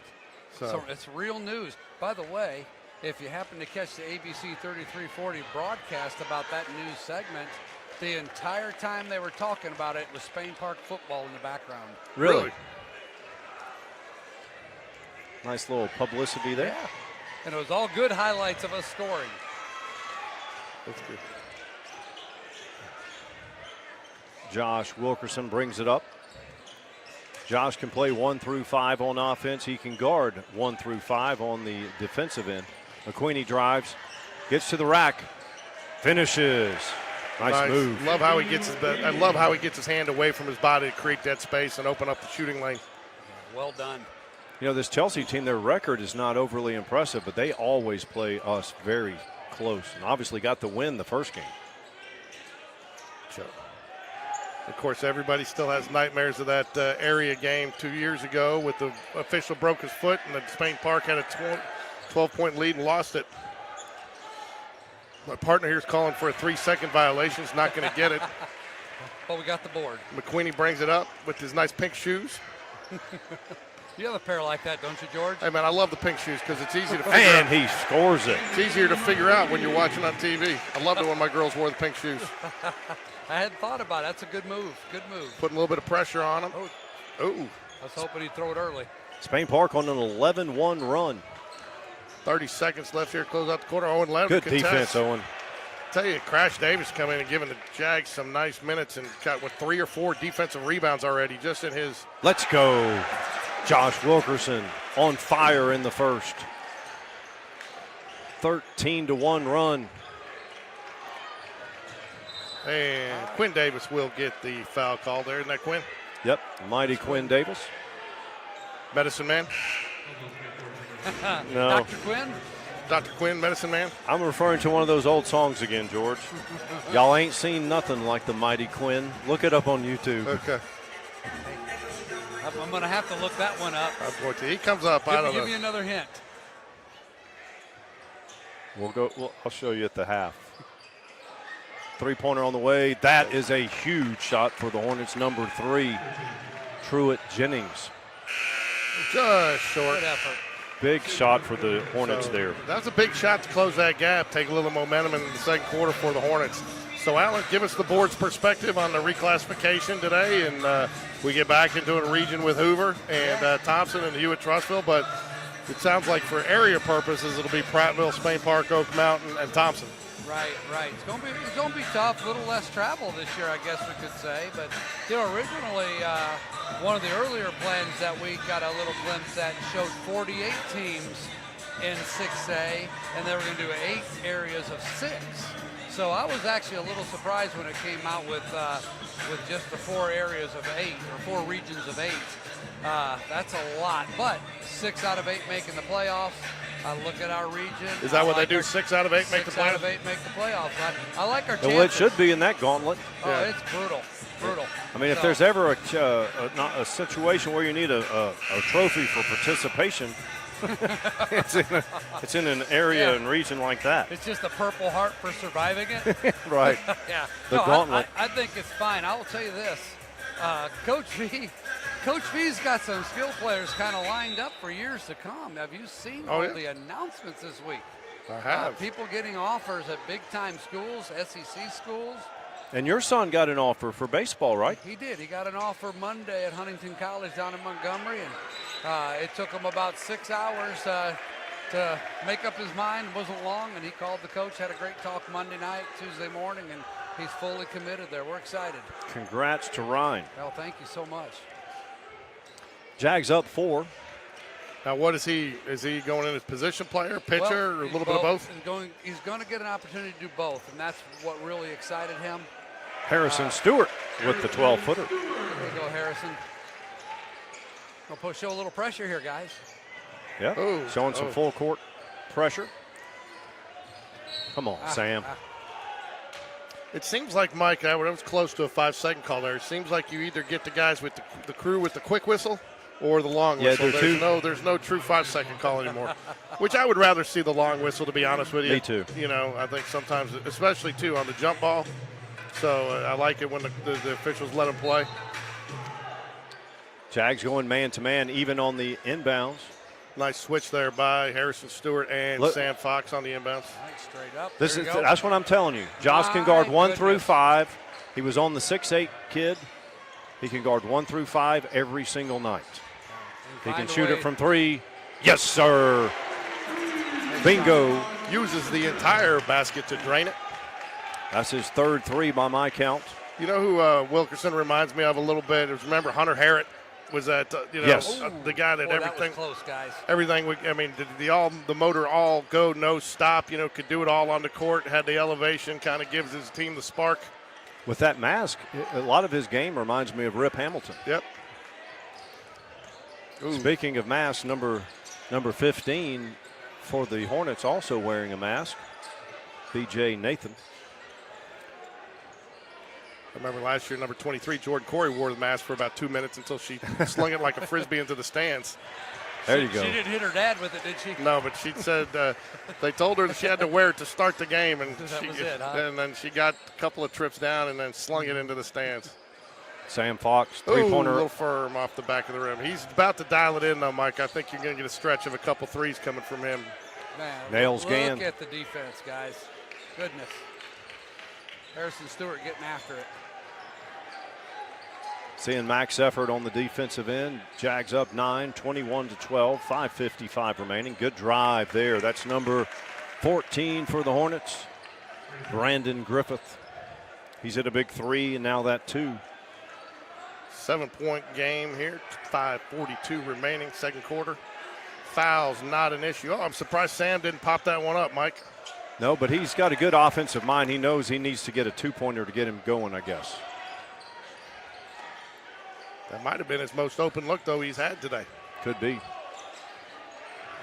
right, here we go. Hold Good your ball ground. fake. Nice move, the big 6'8" kid. Number 21, Sean Johnson. Did you see there, though, Tommy Morrison, how he used the hand there but got it off quickly to not get that hand check foul? Very good basketball IQ right there underneath the basket. Been a while since we've seen a 6'8" versus 6'8" down low matchup. Oh, nice. All right, oh, here we go. Oh, could not finish the flush. Maybe on second thought we put that one off the glass. Yeah. Yeah. 3-pointer, high arcer, nope. Sam Get Fox. up there. Get up, Sammy. I tell you what, though, you flush Good that, corner. though, the roof comes off the building. Yeah. Got it.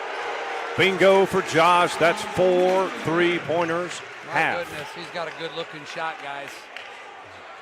Not much he can't do. And I think to your point, Alan, what you said earlier, I think this is the healthiest he's been as well, even though he's got the mask on. Yeah, right. That's more precautionary at this point. Yeah. But he's feeling it. He's learning to play in it. And these guys are really gelling. Coach Good Black's hands. 3-pointer on the way. Yes, Ooh, sir. Wow, how do you defend against that? Number 4. Mason Ritchie. They can fill it up a little bit, guys. They got to They've get hit- out on them, though. They've hit 4 or 5 threes. Yeah. If they're wide open, they're going to take that shot, and they've been hitting it. This one will go down to the wire, no doubt about that. The concerning thing is Spain Park has been on fire from the field and only up 5 rather. Oh, nice shot there. Tommy Morrison just couldn't get it to roll off front of the rim. Harrison Stewart, wise decision, almost an over the back there, but does not get the call. Jack staying man-to-man. Yeah. Well, almost a travel there. Can't leave him open. Oh! Score it, and the foul. Sam doesn't like that call, but he gave him a little bump. It doesn't take he's- much he- on that. Sam's talking about something else. Sam's talking about a switch he didn't like. Quinn Davis, Andy, Lightning McQueenie will check into the game. We can recycle that nickname now that Patrick's gone, right? I think Patrick will be okay with that. I think the only one that they didn't like is Mr. McQueenie, me calling him Mater. 1-point ball game. 3:36 left. Only 2 fouls on the Jags, none on the Hornets, so fairly clean game so far. Yeah, this one tightened up in a hurry there, didn't it? Cooper Gann will bring it up for the Jaguars. Mike, what do you do offensively right now? No, I think you do the same thing you're doing, just defensively. Keep playing solid and hope that Chelsea cools off a bit because they are in fuego from the arc, behind the arc. So we've got McQueenie, Quinn Davis, Tommy, Josh, and Cooper nails Gann to inbounds. Has Josh been out of the game yet? Has he gotten even a rest? Ooh. Well, that's a good-looking shot. They're going to get Quinn. The medicine man. The mighty Quinn. We're not going with the medicine man. All right. Is that official? I Mighty called Quinn. it first.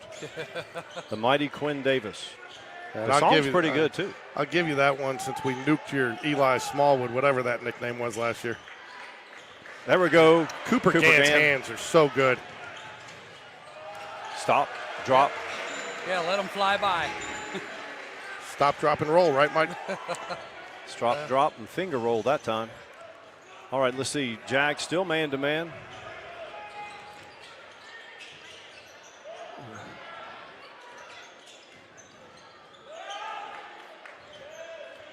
Quinn Davis, good feet. 2:30 remaining. Floater up, no good. Quinn Oh. Davis. On it. Got to be careful there. I think that's going to be the first foul on Tommy Morrison.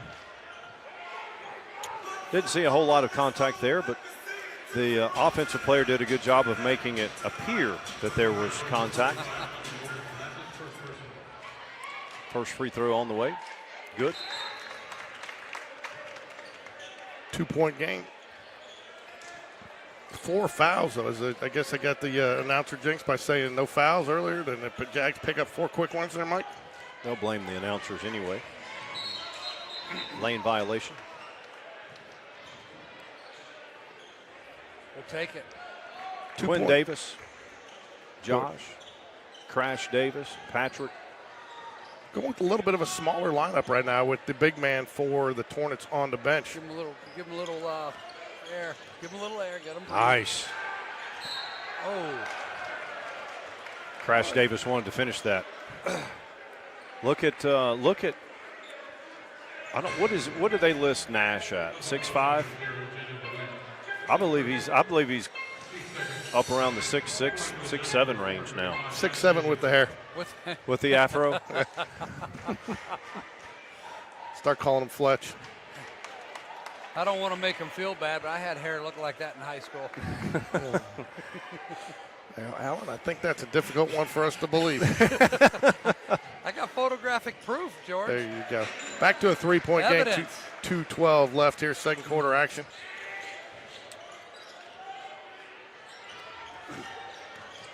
Push How's off. That not a push off. Nice little trap there That's up a top. walk. That's a walk. That's a walk. He does call the walk. He called the second walk. Yeah, nice little trap there. And I mean, Yeah. again, when you got defenders like that, then McQueenie and Cooper Gann, they're so fast and their hands are so quick. You know, and when Quinn's after it, Quinn's got long arms. He's got some reach. Yes, he shot up from maybe 6 foot to 6'5" really quick. And I was talking to him on Senior Spotlight a couple of nights ago, and he talked about how his defense, he worked hard on his defense because that lateral movement, when you shoot up to 6'5", that's one of the first things that's going to be problematic. Right. Good awareness there. Court awareness by McQueenie down there. Oh, Let good it go, decision. okay. Yep, good decision by Crash Davis. Probably should have QB1. Yeah, he is QB1. Got both brothers on the court. Crash Davis, Quinn Davis. Quinn has it now.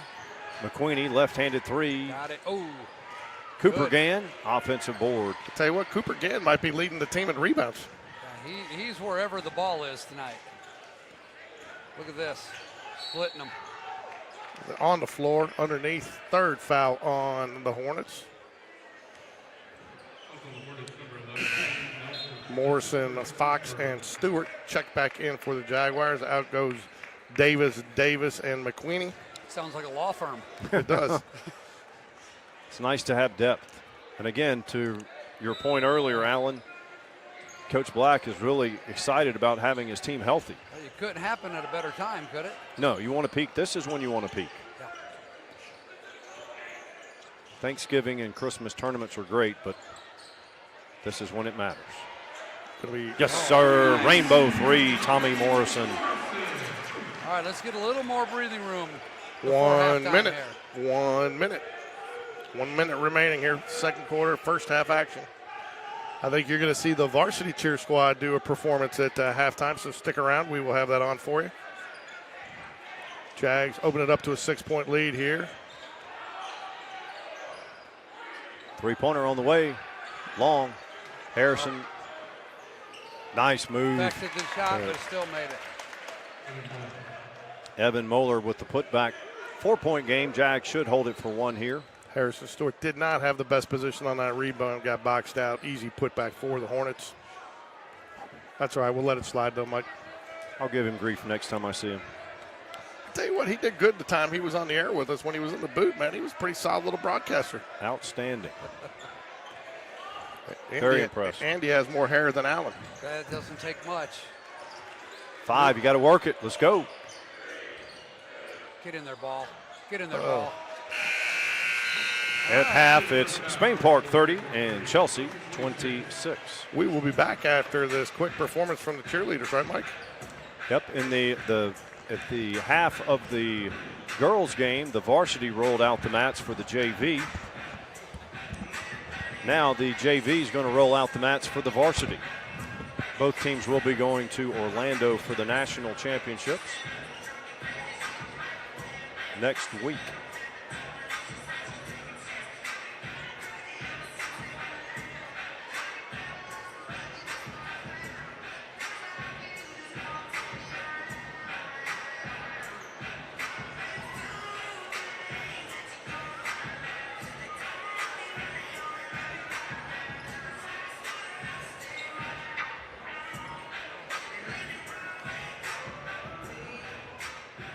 Alan, I was showing George.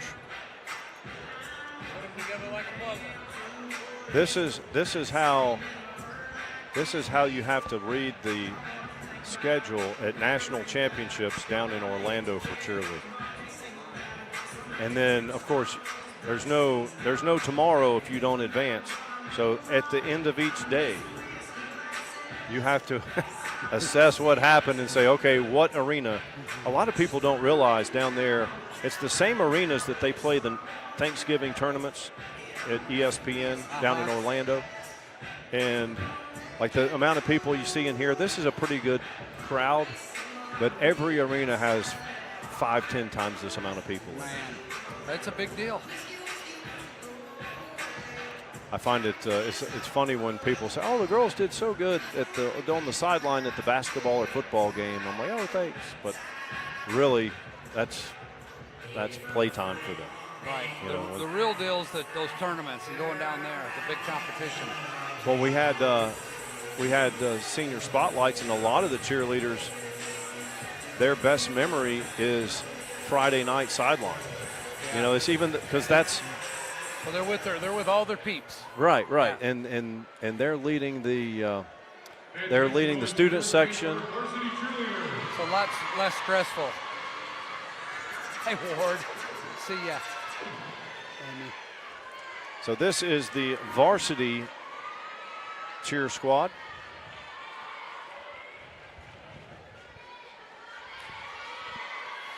Yeah, about this time of year, even for them, you start to see the ankles wrap, knees. Yeah, they're athletes too. Oh yeah, Big they're time. tremendous athletes. It's I've always told people, if you remember the old Superstars where you'd have Sugar Ray Leonard running a race against, a hockey player, Wayne Gretzky. Wayne Gretzky beat him, by the way. Nice job, girls. I feel like if you had that type of competition and you took these girls, you took the best 5, they would win. Good team, huh? Because they have vertical leap, they have strength, they're having to hold each other up, they can sprint, they have cardio, but they're often not. The only time they're seen like that is in competitions. Right. Well, they're giving them a taste of it tonight. Another thing I like, see the Chelsea cheerleaders, how they left this side to go over there. That's a real classy move. Yeah, I've seen that at football games and other things too. That's that group. They know each other from all the competitions. They become friends, and they kind of pull for each other. You see the Chelsea cheerleaders clapping for them. You know, a lot of that has to do with they know the pressure the team is under because they're under that same pressure. Yeah. So you said about Friday nights, a whole lot less pressure Friday night. Yeah, that's about pulling for your classmates and getting the crowd into it.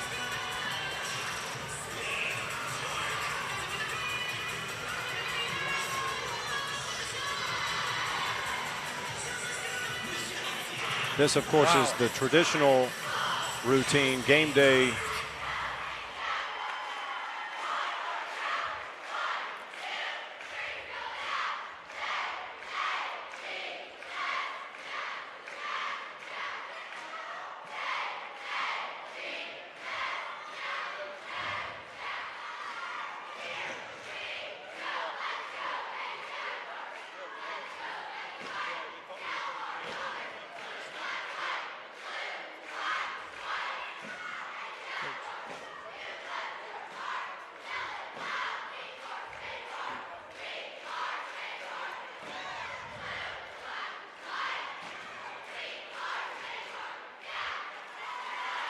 Good to see you. Well done, ladies. That's Spain Park varsity. There's some energy there, wasn't there? Yeah. You know, Coach V, I don't know if you saw the show he did with George one year, and George asked him about Coach Lambert, and Coach V walked in the practice gym, and Lambert was doing her high-energy practice. Coach V said he just wanted to back out like Homer Simpson backs up into the shrubs. I was like, what did I just walk into? So she had a little something on him, is what he's saying. Well, he saw the intensity level in there. He's like, whoa. I cannot tell you how proud we are of what Coach V has done in the football program at Spain Park High School. It is one of the most respected programs, not just in the area, but in the state now. And he is becoming the model of consistency. You know, we were broadcasting a basketball game, and we were talking about culture of teams and the V culture. All right, the V culture, I think it carries over to the student body and maybe even to some of the other sports teams. But I love it because when you can tell when a coach has genuine concern for his student athletes. And you know, I won't get into detail, but there's been kids that transfer, they go to other schools. He doesn't part. He's like, we're going to do us. We're not going to go out and do those things. And you know what? I remember Nick Mullins came in and spoke to the players maybe 4 years ago. And he says, hey, anybody that leaves, forget them. We don't want them. We want to be on the field with everybody that wants to be here. And you know what? Coach V has taken that, and the players are all bought in. How many times did the football team, were they down 7-10 points this past season? Enough. Enough. Early, too. Very early in the game. Get hit in the mouth a couple times and no panic. Poised. But it's not by chance. It's because he's like, hey, it's a heavyweight fight. And, this Spain Park team, Pelham is one of the best teams in the state, regardless of classification. They are outstanding. Yeah. Spain Park won the first game here. A couple of nights ago, went into Pelham's gym. Pelham took a 45-35 lead. And again, shout out to the Pelham broadcast. They did an outstanding job. And when I told Coach Black in the show, I said, Coach, once Pelham got up 45-35, I was thinking, okay, well, this series is going to be tied 1 apiece, But our guys kept fighting, came back, and ended up sweeping Pelham. And it's the same with Coach V's kids. If you don't think you're out of it and you keep grinding. That's right. I like the V culture thing. I think that'd be a good Spain Park T-shirt. It would. Football T-shirt with a V culture. Yep, just V with quotations, V culture. It's legit. I mean, when you coach kids and they know you actually care about them, you can be as hard on them as you have to be, and they'll respond. Yeah. Something about just knowing, hey, look, I'm messing up. Yeah, he's all over me. He's kicking me in the tail, but that man cares about me. He's trying to make me better. And every year at some point, and it's not just it's not lip service. He talks about, the kids talk about, hey, we're going to celebrate each other. We're going to celebrate our teammates' successes. And that is such a rare occurrence in today's world. Good to see you. Well, I'll tell you, and it's not something you can fake as a coach. You either have that or you don't. And it is part of it. It's turned into a Tim Vakakis show, but I'll just tell you, it's just who he is. Yeah. I mean, he's a genuinely great guy that cares about young people. He wants to impact their lives in a positive way and make them better people when they leave his program, and he does. He does it. Young parents of younger kids have come to me and asked me what I thought. And I said, well, here's the thing. And I told them, he's going to genuinely care about your kid. And here's the other thing. Here at Spain Park, Coach Black, Coach V, they encourage multi-sport athletes. These other schools, not only do they not encourage it, they discourage it. Very, very clearly discourage it. And so if that's important to you, come to Spain Park. I mean, look at Major League Baseball, look at NFL. What are those? All those guys have a lot of things in common, but one of those is that they all played multiple sports in high school because they were phenomenal athletes. So at what point in the world did we think that, like, hey, you know what? We're going to specialize these kids now. Yeah, and we're going to do it at age 10. Right. Yeah. And you know what? You're a power forward 10-year-old. No, you're not. Your dad's 5'11". What do you – you're a power forward at 10 years old. Yeah. It's That's right. I don't want to get to the get off my lawn status right now, but Well, I'll tell you something I've always noticed, too, about kids. If you ever want to figure out if a kid's athletic, hand them a basketball. good point. You play a lot of different sports, and you can specialize in other sports, be it a kicker or whatever, or a pitcher, you name it. But if you want to know if they're athletic, put them on the basketball court. And you know, the other thing is you go watch a kid play basketball. If you're recruiting him for football or baseball, you can tell what kind of teammate he is by being on the bench and warm-ups, if he's just apathetic or indifferent, how he's celebrating his teammates when he comes in, if he doesn't get a lot of minutes, his body language. Josh Jacobs, I was actually just going to bring that up. Really? Yeah. Great Yeah. running back from Alabama. He plays for the Packers now. And really, Saban went and watched him, and he was a three-star. Yeah. And, of course, once Saban said, I want you, then all the recruiting services changed their grade. But the point is that's just one instance. So that's a very good point you bring up about, hey, if you want to find out what kind of the character and athleticism of a kid, watch him play basketball. Yeah, they saw Josh Jacobs on the basketball court and went, oh. Who is that kid? Yeah. They're like, oh, he's Yeah. an outstanding running back. So, Mike, 50 seconds here till we tip it back. Jags, talking to one of the coaches, a little frustrated. They felt like they let him back into the game there. Didn't feel like they felt like they might have a chance. And I mean, not necessarily close it out, but to come into the second half under a little bit more control. What are your thoughts? Well, first of all, I understand the disappointment, but it wasn't from lack of effort, and it wasn't really from mistakes. Chelsea got hot. Spain Park's man-to-man defense, I like it, okay? The other thing, that's one way to look at it. The other way to look at it is Spain Park has a 4-point lead, and Sam Fox has not scored. Sam Fox has been on fire for the last couple of weeks. So if the Jags can keep finding scoring, obviously Josh was off the charts great. Cooper Gann was solid. So I think you do much of the same. Stay with your defensive intensity and hope that Chelsea just cools down a bit. Yeah, and that's one of the things I did point out to the coach when he said it. I said, you can't be too displeased because there was a lot of contested shots there. Right. And they made some nice shots. I think probably the only frustration was the 4-point play. Look at this. Play.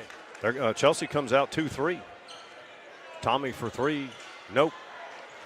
No Jags except for Cooper Gann under the board for the basket or the rebound there. Chelsea with the first chess move of the second half. They played man-to-man the entire first half. That's a 5-second. That is a 5-second call. Good call, Mike. Good call. Sam Fox. Good job by Sam Fox, too, keeping his hands off, not to draw the foul. A lot of action there around the basketball. Yeah, every inch the Chelsea player gave him, he took and moved in and in and in, but he never fouled him. Hoop. Harrison Stewart just off. A little hook there, guys. Did you see that? Yep. They really focus on that in college basketball. The hook and hold. Yeah. Harrison Stewart comes around the screen.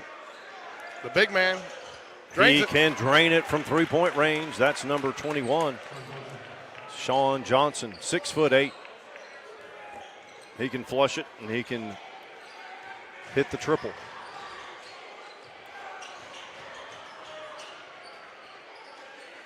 Surprised Josh didn't. Now you got me wanting to call him Hamilton because you called him Rip Hamilton earlier. Jags holding on to a 1-point lead. Chelsea with the ball. Jags man-to-man. Nice cut. That's going to stay here, guys. Good no call by the official. There a little contact under there. Both players going for the basketball. Let them play it out. I do think it went off a Jaguar there, Mike. Yeah, Tommy did not argue. Tell you what, Tommy has really played with his game within himself this year. You know what I mean? Yeah, and You don't see any bad body language out of him. And I think good cut.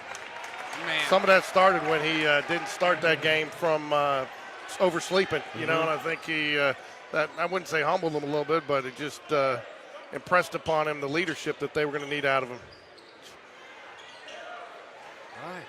We've got him come out the locker room pretty cold, guys. Harrison Stewart's just missed short on 2 3-pointers from his favorite spot too, Mike. Ooh, got him. Got a lot of hand there. Jags trail since the first time since the first quarter. Yep, 31-30. Yeah, when they were down, what were they down? They were down 8-3, I think, was the last time the Jaguars trailed. Down 8-3 and quickly hit 2 threes to go up 9-8. 5:53, third quarter. Sean Johnson extends the lead to 2. Second free throw upcoming. So, Alan, there's a rumor that start fourth quarter, you're going to go body surf the student section. Yeah, Hits them both. That would definitely be just a rumor. So, Get the students going, man. let's see what the score is. We might have to do something. Yeah. Nice cross-court pass, Harrison Stewart. Cooper Gann, top of the key. Rip Hamilton. Oh. Kick it out. There you go. Cooper takes it, drives elbow, back out. Jags not finding as much space, Mike, to shoot from the perimeter with this 2-3 zone. It looks to me like Josh had the hot hand in the first half, and he's trying to get his teammates involved this half, but he might have to step it up. Just like that. Yeah, but I think that, they're having to get different looks now. They're having to work for different shots with the zone. The zone is taking away the perimeter shot. Yep, like I said, that was a chess move right out of the gate. It's where you want to see maybe a little bit of inside-out game, seeing if you can't get the easy at the rim 2 or kick it out for the open 3. One of the first free throw up and good. The mid-range game, you don't see it a lot anymore. High school, at any level, high school, college, or pro. And that's, if you play a zone effectively, you're forcing teams into those mid-range shots that they're not fond of. Spain Park electing to go with the full court press here. That's got to be close. Turnover. And that will come in underneath the basket since nobody touched it. There you go. They're on top of it. Good defense there. Yeah, we've got at least one good official out there tonight. Alan, one game, George in a serious voice says, this is a pretty good officiating crew with the exception of 2 of them.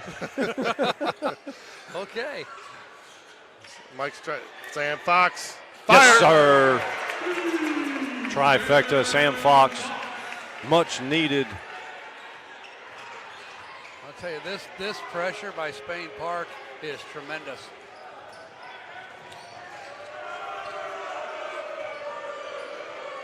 I'm just assuming they keep the ball out of 21's hands. If we can keep him from getting the ball.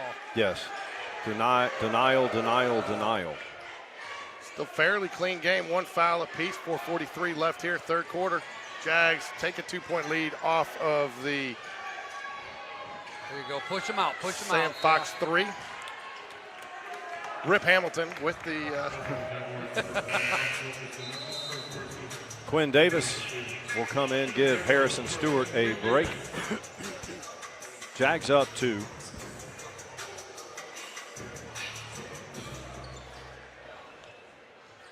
Moeller inbounds.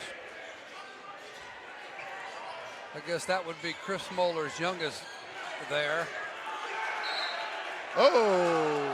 Thought maybe Chelsea got a little extra touch there, but official didn't see it that way, but he was right on top of it. This is the best student crowd we've seen all year. It is. Free is good, free is great. They made the attendance free for all students. Did they really? Yep. I'm a big supporter of that, Alan. Yeah, I am too. Why not? Even whatever you charge them, it's not going to move the needle dollar-wise anyhow. No, and you shouldn't have to pay to come support your fellow students. Good cross-court pass, Sam Fox. There you go. Back to Sam. Got it, guys. Oh, man, look at. How about Cooper Gann? I'll swear, that has to be at least rebound number 6. Oh, without a doubt. I don't think you were here earlier. He had 3 rebounds just on one possession down there on 3 long shots. You know, remember Lenny Dykstra? Oh yeah, Nails. I call him. Nails. I call Cooper Nails. Yeah. Because he's got. It doesn't matter what side. If it's offense, defense. He's got grit and he's tough. I was reading about old Lenny the other day. He's back in trouble with the 911. He and the police are gotten to know each other pretty well. Yeah, they have. That whole team back at the Phillies team, at one point they were known as the High and the Mighty. Yeah. Well, you know, he also played on the Mets team with Doc Gooden and Darryl Strawberry. So you want to talk about trouble. Whew, my goodness. I had dinner. Well, it seems like they've turned their lives around a lot better than he has. First free throw up and good. I had dinner with Mackie Sasser at down in. He was a catcher, right? Yep, from Dothan, Alabama. But he caught Doc. So Gary Carter would catch, you know, the other pitchers. And the stories that I heard were just fascinating. Could imagine. One of the highlights of my growing up, an hour and a half out of Chicago, was I was at a Mets-Cubs doubleheader in 1984 when they had a benches clearing brawl. Nice block there, Tommy Morrison. Did not give up any ground, kept his position, was able to draw the block there and get the ball. Get there, thank you. Good decision by Harrison Stewart. A lot of people try to catch that ball there. Good recovery there by number 3 for Chelsea. Harrison Stewart, get one, baby. Got yes, it. sir. He stared that 6-point one down. lead. You knew that was going in the minute it left his hand. Chelsea's going to take time out, guys. So, Alan, I asked Coach V this earlier. He kind of gave me a shoulder shrug, but I asked him, do you think being elevated back to the top classification helps with the move-in factor if kids are moving to this area because they are going up? You know, if you have an athlete, do you think that helps? Yeah, I don't know.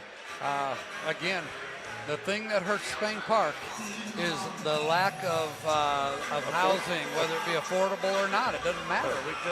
There's just not much available in this feeder pattern. Now, there's some stuff coming out of the ground in River Chase at Riverwalk. There's potentially some more that'll be in the Galleria area that will feed this way. But outside of that, it is slim, guys. You know, in my day job, I'm in real estate, so I see those maps.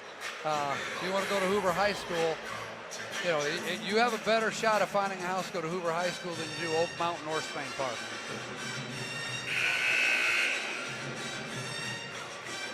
.317 remaining, third quarter. Jags retake the lead, push it up to 6. I think what helps V is simply what Mike and I were talking about at halftime. It's the culture he's created. Oh, without a doubt. People want to be part of that. Well, you look too, when we lose a coach, Coach Taylor goes out, gets principal job. Congrats to him out at Moody, he had no problem filling that slot. People want to come here to coach. They want to come here to play. You bring in a guy like Adrian Abrams with his pedigree of coaching. My goodness, that's a big name. Full court pressure. Josh on the ball. Taken away. Quinn Davis drives it. Get to the free throw line. Yes, sir. Left-hander. Or just used his body well, didn't he?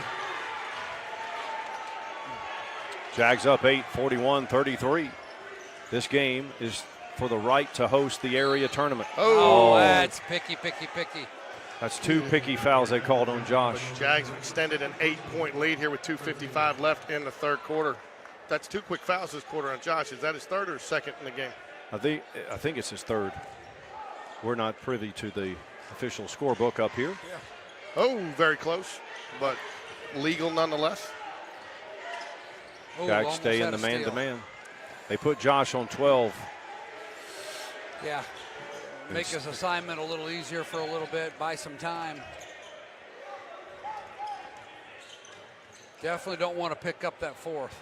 No, on either the team or individual. Ooh, that's a walk. Yeah. 231. This is where Spain Park needs to make a little bit of run, put their foot on their neck here with the big man out on the bench for the Hornets. I'll tell you, Brandon Griffith has had a heck of a game for the Hornets. He's back in, number 14. You have to be aware of him. Can't leave him open. I wonder why we haven't seen Sean Johnson play the minutes that we saw him play in the first game. Maybe they're just resting him for the. Here he comes right now. I didn't want him to come back in. I was just Thanks, Mike. making Thanks, a Mike. point. Why isn't he playing? Coach heard you. Get in there, ball. Oh. Goodness. Quinn Davis. Sam Fox. Nope. Yeah, that 8-point lead. 3 shots at it there, guys. You like the second chance opportunities.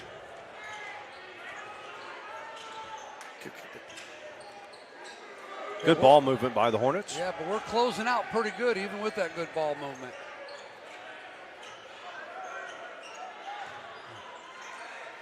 Spin, shot, no good. Josh with the rebound. I don't even think Josh has taken a shot other than the one that he got fouled on. Spin. Oh, oh, how did they not call that? Yeah, clear shot to the wrist on the little spin move. Well, There maybe you go, maybe they just thought after Josh scored 20 points in the first half, he decided to shoot an air ball from 2 feet. Mike, you a little surprised we have not seen Maddox Phillips or Bastion Carroll tonight? I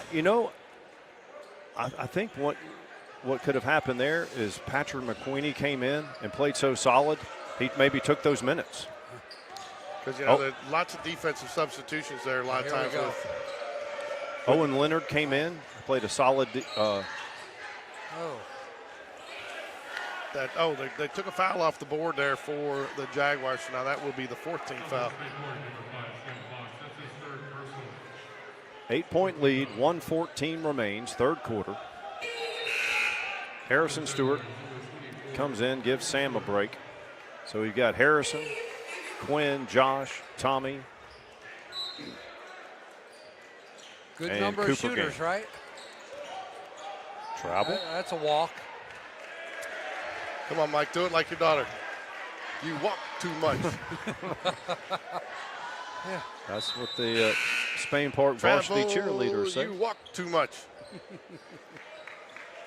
Well, I don't know. I have to check my steps, George. Looks like I got work to do to get through the night. I'll tell you what, Chelsea closed their rings on that travel. Cooper will run the offense. He surveys the court. Chelsea, they sit in this 2-3. Josh from deep range. Oh, in and out. Down and out. Halfway down. It doesn't get down much farther than that without going all the way down. Inside a minute. That's the second one he's had like that, too, tonight. Can't leave him open. Man.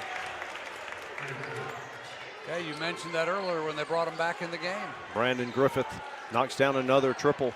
5-point game. Hold it for your last shot here, Mike. I would. Especially when they're going to sit back in that zone.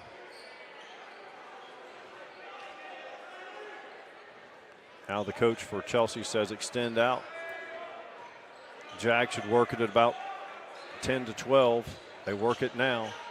Cross court, Harrison. Didn't want to get yelled at, so he didn't shoot it. I saw him look out of the corner of his eye. Tommy for 3. Got it, Got it. guys. Bingo! Tommy Morrison, three-pointer, leads back to 8 at the end of 3. Spain Park, 44. Chelsea, Did you 36. see Harrison Stewart there? Caught it, looked, caught the time, saw, Yeah. knew he still had a little bit to work with. And, again, the IQ that Coach Black is putting these guys from year 1 to year 2 is very impressive. I saw that peek up at the clock by him in the corner. Yeah, he would have gotten, he would have been told a thing or two if he would have shot it with 11. Now, if that would have been Mike down there, we would have thought he was looking up the Jag room to see if there were still snacks on the table. Hey, wait, they had snacks on the table tonight? Or maybe. As far as you don't know.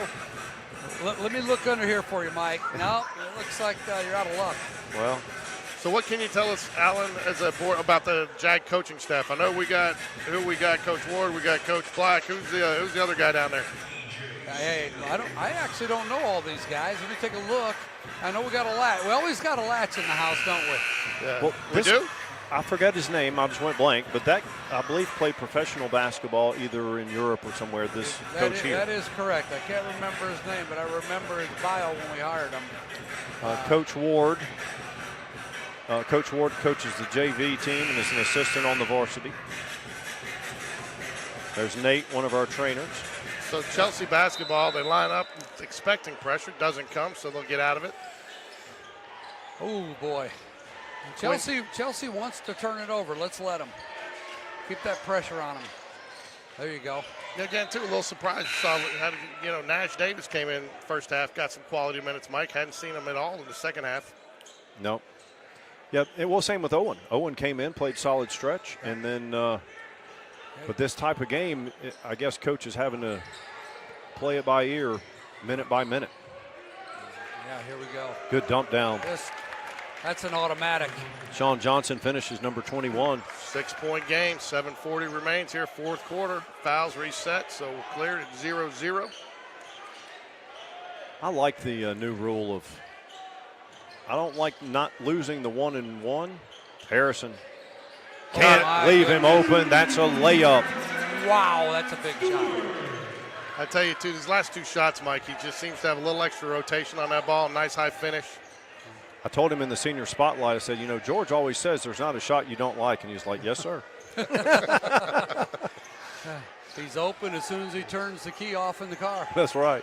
I told him, I actually told him that when he was broadcasting. I said, you've never met a shot you don't like? He goes, no, but I think I've met a few that Coach Black doesn't like. It didn't take him long to figure out which shots those were either, did it? Back to a 6-point game here, 6:50 remaining. Yeah. Quick answer for the Hornets. Nice three-pointer. Yeah. Mike, do you think the Hornets have to get out of this trailing, but this 2-3 zone here at some point? No, that's going to be offensive.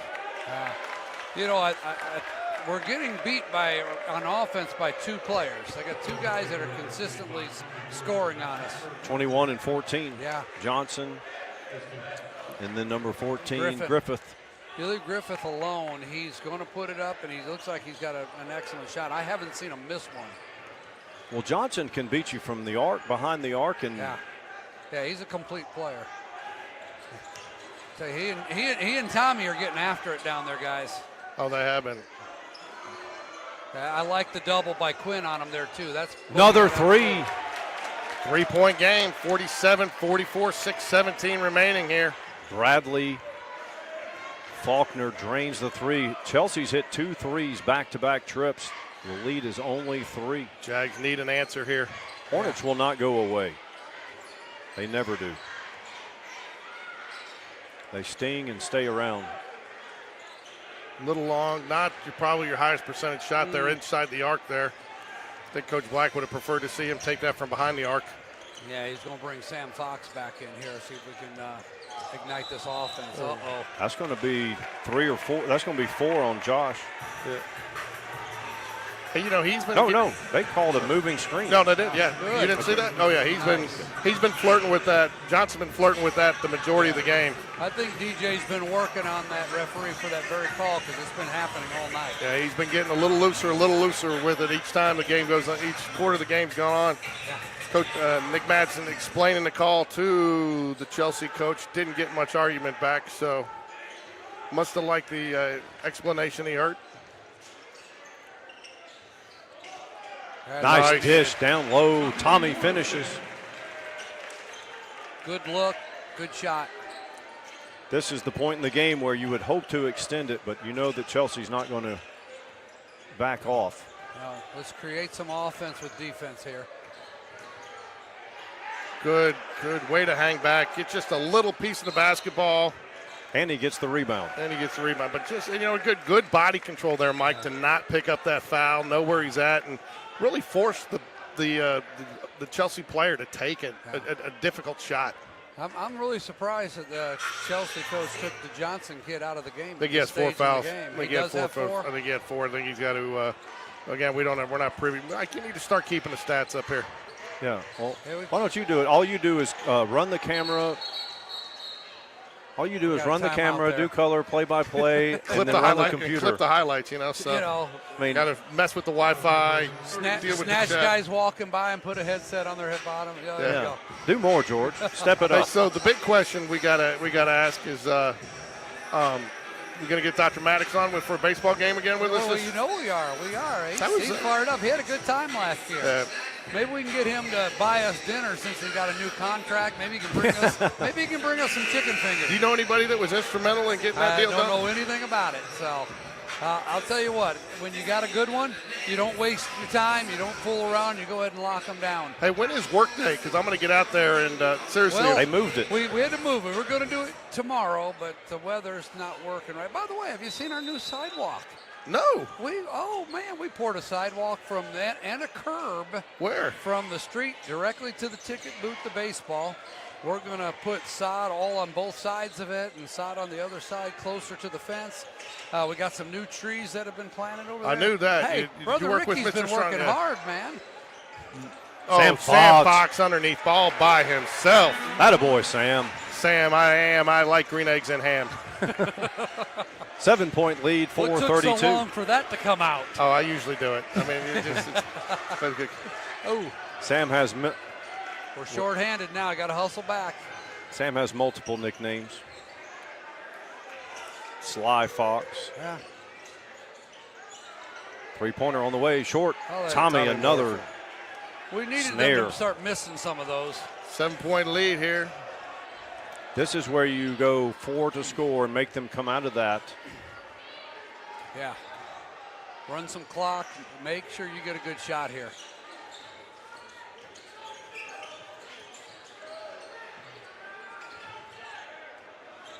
Don't have to have it. Don't need to force it.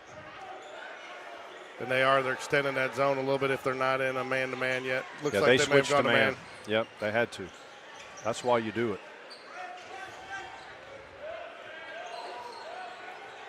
Griffith is good, but I don't think he can guard Josh down here. Yeah, we're going to go to Oh, free it's throw the line. foul. Now I got to come out and run my cables and get everything set up, We got a lot going on over the baseball field. We got to make sure I give the rules to the booth crew that they can't, the new booth crew, that no AC/DC because they shut off our broadcast. So make it's sure you tell those guys copyright. no back in black. You know, we got a lot of new people to meet this year. Yeah. You know, a lot of these juniors, we know a lot of them from last year. Our learning curve will be a bit smaller, but everybody in the booth will be new. Got to figure out who's going to be up there to give us our bullpen updates. Yeah, When somebody yeah. goes to the pen. Yeah, they're going to have to lean out for us and send us a message. I'm still going to rely on my man Kyle Cahalan for my pregame stats, though. Josh makes 1 of 2. Lead is 8. All right. Do you start playing a little bit more aggressive here, Mike? Maybe pick up a couple of fouls to get in that range in case you do have to start fouling? Talking about Chelsea? Yeah. No, I don't think Spain Park needs to foul anybody. No, yeah. Well, we're on the defensive end right now. That's why I asked. The Spain Park should stay man-to-man. Chelsea, once you get inside the 2-minute mark, they'll probably need to factor that in. I just think you got to get a hand in their face of their three-point shooters. They Like will that. not Like that. go away. They get a TO. The lead is only 5 again. Chelsea with a quick timeout. So This you is where think it's where we've been the whole second half, guys. you think you see some full court pressure coming out of Chelsea out of this timeout? Oh, I would imagine. Might get an opportunity to throw over the top of that pressure. Number 0 coming in for Chelsea. Jaden Ballant. I don't know if we've seen him. I know he has not seen extensive moments. Griffith checking back in. 5-point lead, Jags basketball. Yeah, they got Johnson back in the game. They got their Griffith didn't break the huddle with them, and no pressure. Interesting. Well, they Too might. early, you think? No, it's just not their style. Yeah. They can do it if they have to, but they're going to go trap in the half court. They brought in 0 here, and they're going to trap in the half court. Good recovery there. Good decision, Oh Harrison my Stewart. goodness, I didn't know where that pass was going. Knock it down. You think Coach Black told him no threes? Oh my, Maybe not. we got that, guys. Oh, off blue. Going gonna to get a foul. call, and not a bad foul call there. Puts Chelsea at 3. 2 That minutes looked left. like helter skelter there. We Yeah, need there to. was. That's where, you'd almost like to see. I know you felt like maybe you had the advantage as scrambled as they were, but Spain Park was scrambled just as much. And you'd almost like to see them maybe reset that, if you can. All right, here we go. We got to find someone to come to the ball. Good decision, Tommy Morrison. Yeah. Second team foul on the Jaguars. That one's going to go on Sam Fox. 2:21 to go. We'll sweat this one out, boys. 5-point game here, 2:21 remaining. Still far from decided. Issue still in doubt, right, Mike, as you'd like to say? Oh, yeah. Well, this is anyone's game. 5-point game. Alan, you need to ask Mike for his little buzzword cheat sheet that he puts out here sometimes. So you got it in PDF? I don't know. You haven't used the word handles today yet, though, Mike. Try to mix it up. That's why I have my sheet. He does have a sheet. I know. Impressive. I told you. Nice drive and finish. 3-point game, 1:57 remains. The play-by-play announcer for Alabama women's basketball gave me that idea.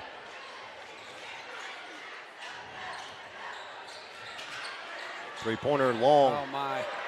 Doesn't even about catch that, rim. guys. Yeah, I don't know if I'd take that shot. Need a stop here, Jaguars. 1:30 remaining, 52-49. Jaguars lead. Oh, my goodness. He's short on that one, guys. Oh, we're and he's gonna going to get get a the foul. Both good players going hard after the basketball. Will be the third team foul on the floor. So it'll be an inbounds from underneath. To Coach Black here, Mike, you think about a timeout? You know, he let them play through some really tumultuous times at Pelham, and it worked out. He trusts his kids, so unless he sees something egregious, I think he likes to let them play through it. Yeah, he's going to bring another rebounder in here too, guys. Quinn, Tommy, Josh, Cooper, and Sam. That's your 5 on the court. He's open. Oh, How did that rolls. not go in? Wow. What a break for the Jags. Just enough. Thank you. I think just enough banging of the bodies there, just altered the shot enough. Yeah, there was some physicality on that play, guys. Oh. Oh, my goodness. Again, I'm not sure Quick you wanted that trigger. 3. 1 minute Yeah. remaining, 3-point lead. 3 team fouls apiece. Boy, he's aggressive, isn't he? Puts a Nice 1-point finish. game, 45 seconds left. Chelsea goes for the quick timeout. He's not happy with Sam Fox right now. No, I don't know that you take that shot. There's no need for it. You work some clock. I think They're wanting you to take those shots and hope you miss, because if you're patient, you're going to get it at the rim too, or a trip to the free throw line. All right, 43.5. 1-point lead for the Jags. Wow. I want to thank our sponsor, the Kraft Burger, 2 locations. One over off of Valleydale and Caldwell Mill Road next to Publix. The other over on Highway 280 across from Lee Branch. Kraft Burger, 2 locations. More than just burgers.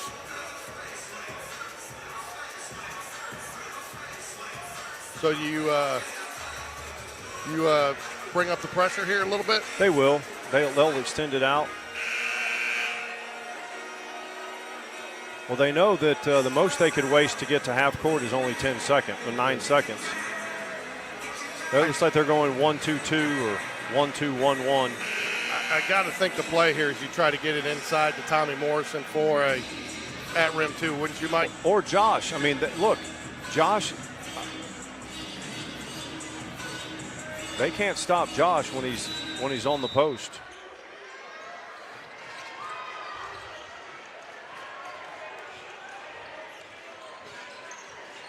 Get it across, boys. They do. Just by 1 second to spare. My goodness.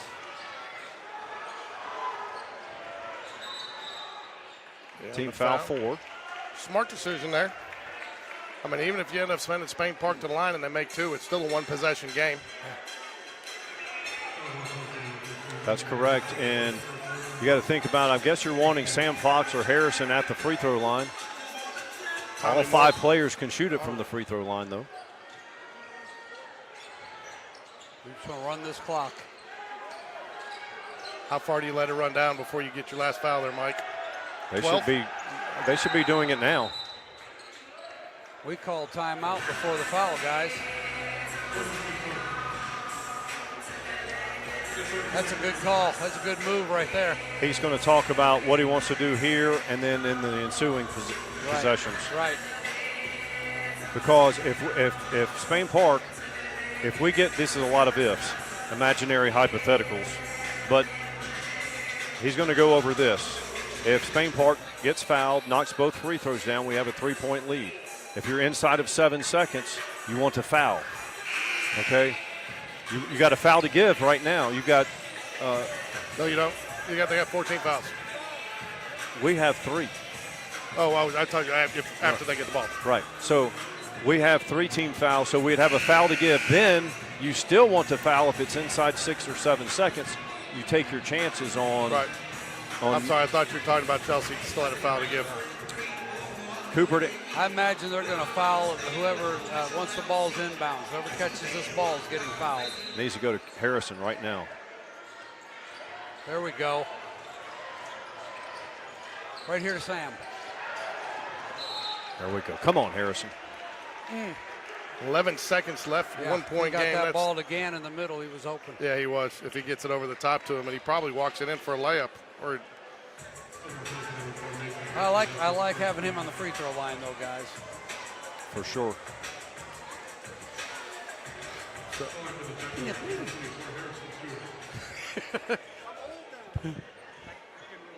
11 seconds. Jags lead by 1, 52-51. First free throw is short.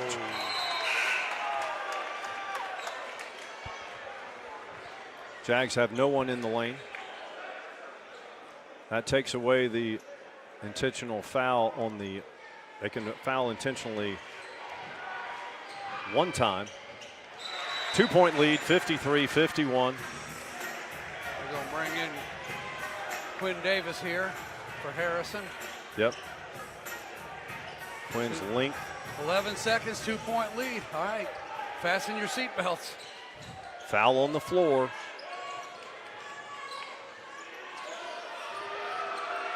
Foul on the floor. There we go. There we go. That's where they went over in the timeout. So now you play straight up. Now they only have 6 seconds to get a shot off. You have to extend out because you don't want them taking a 3. I get that that's the call. The only thing I don't like about that, Mike, is if you do get an inadvertent foul down here that Good you are point. sending, so that's the only reason I don't like that call. And you kind of saw it happen with Alabama the other day, especially with the new continuation rule. Yeah. Yep, it's not foolproof for sure. He trusts his players. Yeah, it's a strategy. Yeah. That's who you want with the ball way back here, guys. You don't want it with him there. They just call timeout. Timeout. That's terrible timeout. Wow. 1.7 to go. He calls timeout. I don't think Mike, I don't think he thought he was going to get a good shot there. He was still running around, and the defender, I think, had him closed off. Now they're you can obviously have time to catch and shoot easily, but now for Spain Park, you got to defend. They're going to try to dump it down low to Johnson. I would think so, and they're going to take it out over here by the bench. So yeah, I think you got one in front and one behind on him. But let me tell you this. Here's a play right here. If you dropped it down to Johnson and he still has time to throw it out for a 3 to win the game. No, I know. 1.7 seconds. He can catch, throw it out, and get one shot off. But this is a tough situation to coach both sides for Chelsea and Spain Park. Well, do you bring in a Nash Davis or somebody and put them over the ball, on the ball? I mean, I was thinking that earlier. Do you bring in just that little bit of extra height? Maybe his brother Quinn has there got a you little go. bit longer. Got some reach. Just get somebody on the ball. Don't give them a clear look at their passing lane. We got 6'5", 6'8", 6'5", 6'4", and 6 foot. So we'll see So do who you they think put on the ball. you think he's drawing something up to go towards the rim for the big man, or you think they're going to try to win it here with the 3? Nope. Okay, so So this is where the chess match he didn't continues. show him anything, did he? No. So what do you draw up here, Mike? I don't think you can go. You know what? Honestly, I think you do go man-to-man because if you give up a 2, you go to overtime. Right. I mean, Chelsea's knocked down, 10 3-pointers minimum? Yeah. They've knocked down a lot from the mark. And contested 3s. So they've got 4 kids that can shoot it that we've seen tonight. Maybe they have more. Well, man-to-man got us here. We've really played well.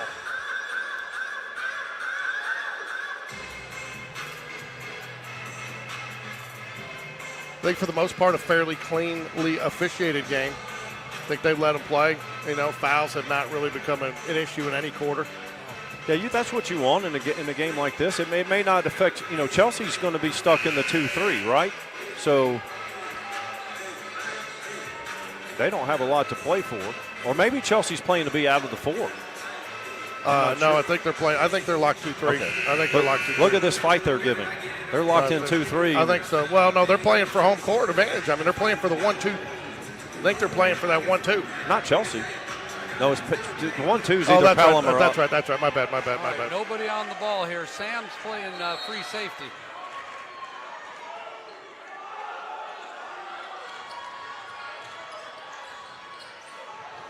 That's way off. Oh, no. It was so bad he made it.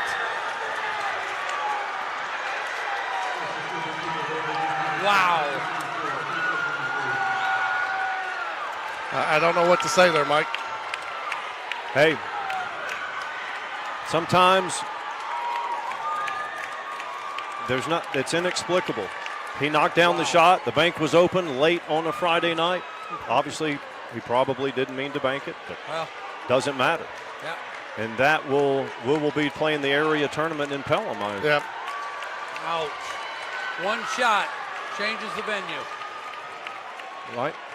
Great game by Chelsea. Again, I don't think they had anything to play for, and they came out and gave this kind of effort. You have to give them I think credit. what you end up having there now is you got another matchup between Spain Park and Chelsea in that 2-3 game. Because we beat Helena twice, and I think Chelsea's beaten Helena.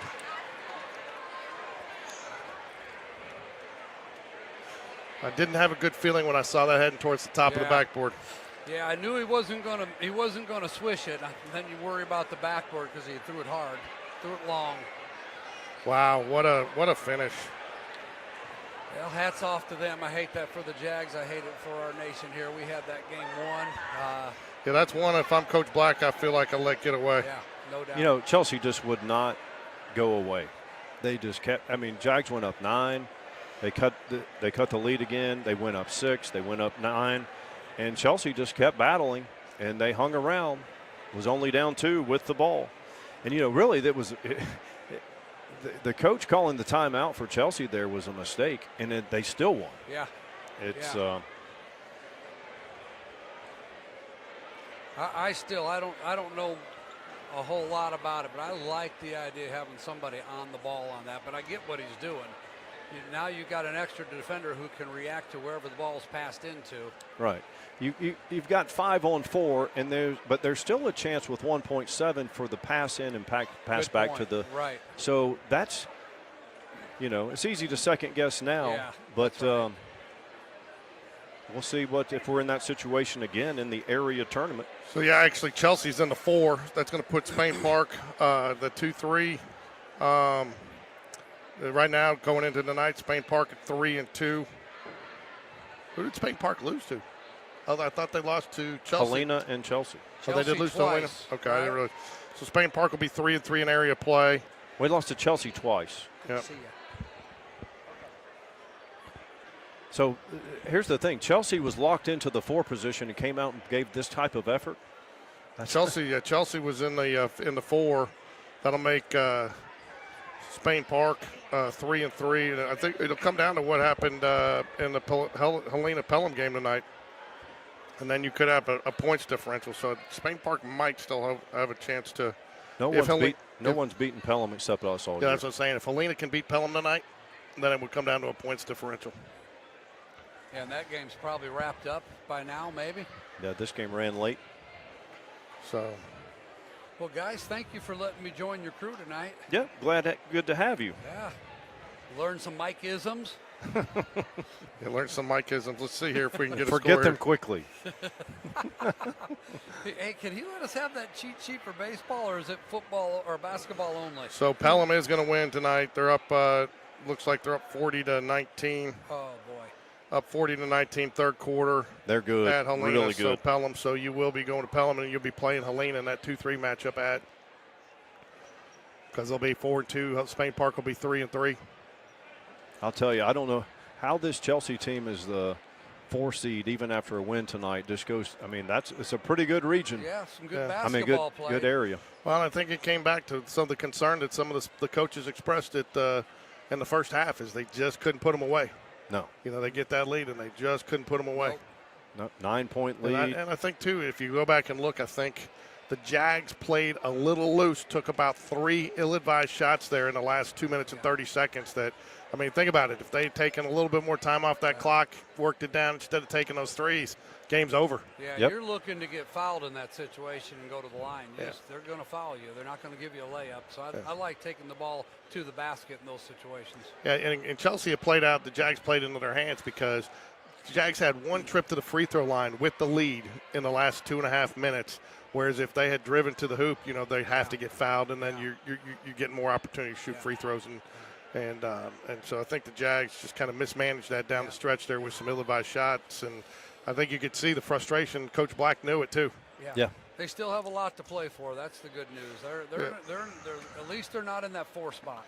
What's what you do from here? Do you get a chip on your shoulder? Do you sulk about this, or do you get pissed off?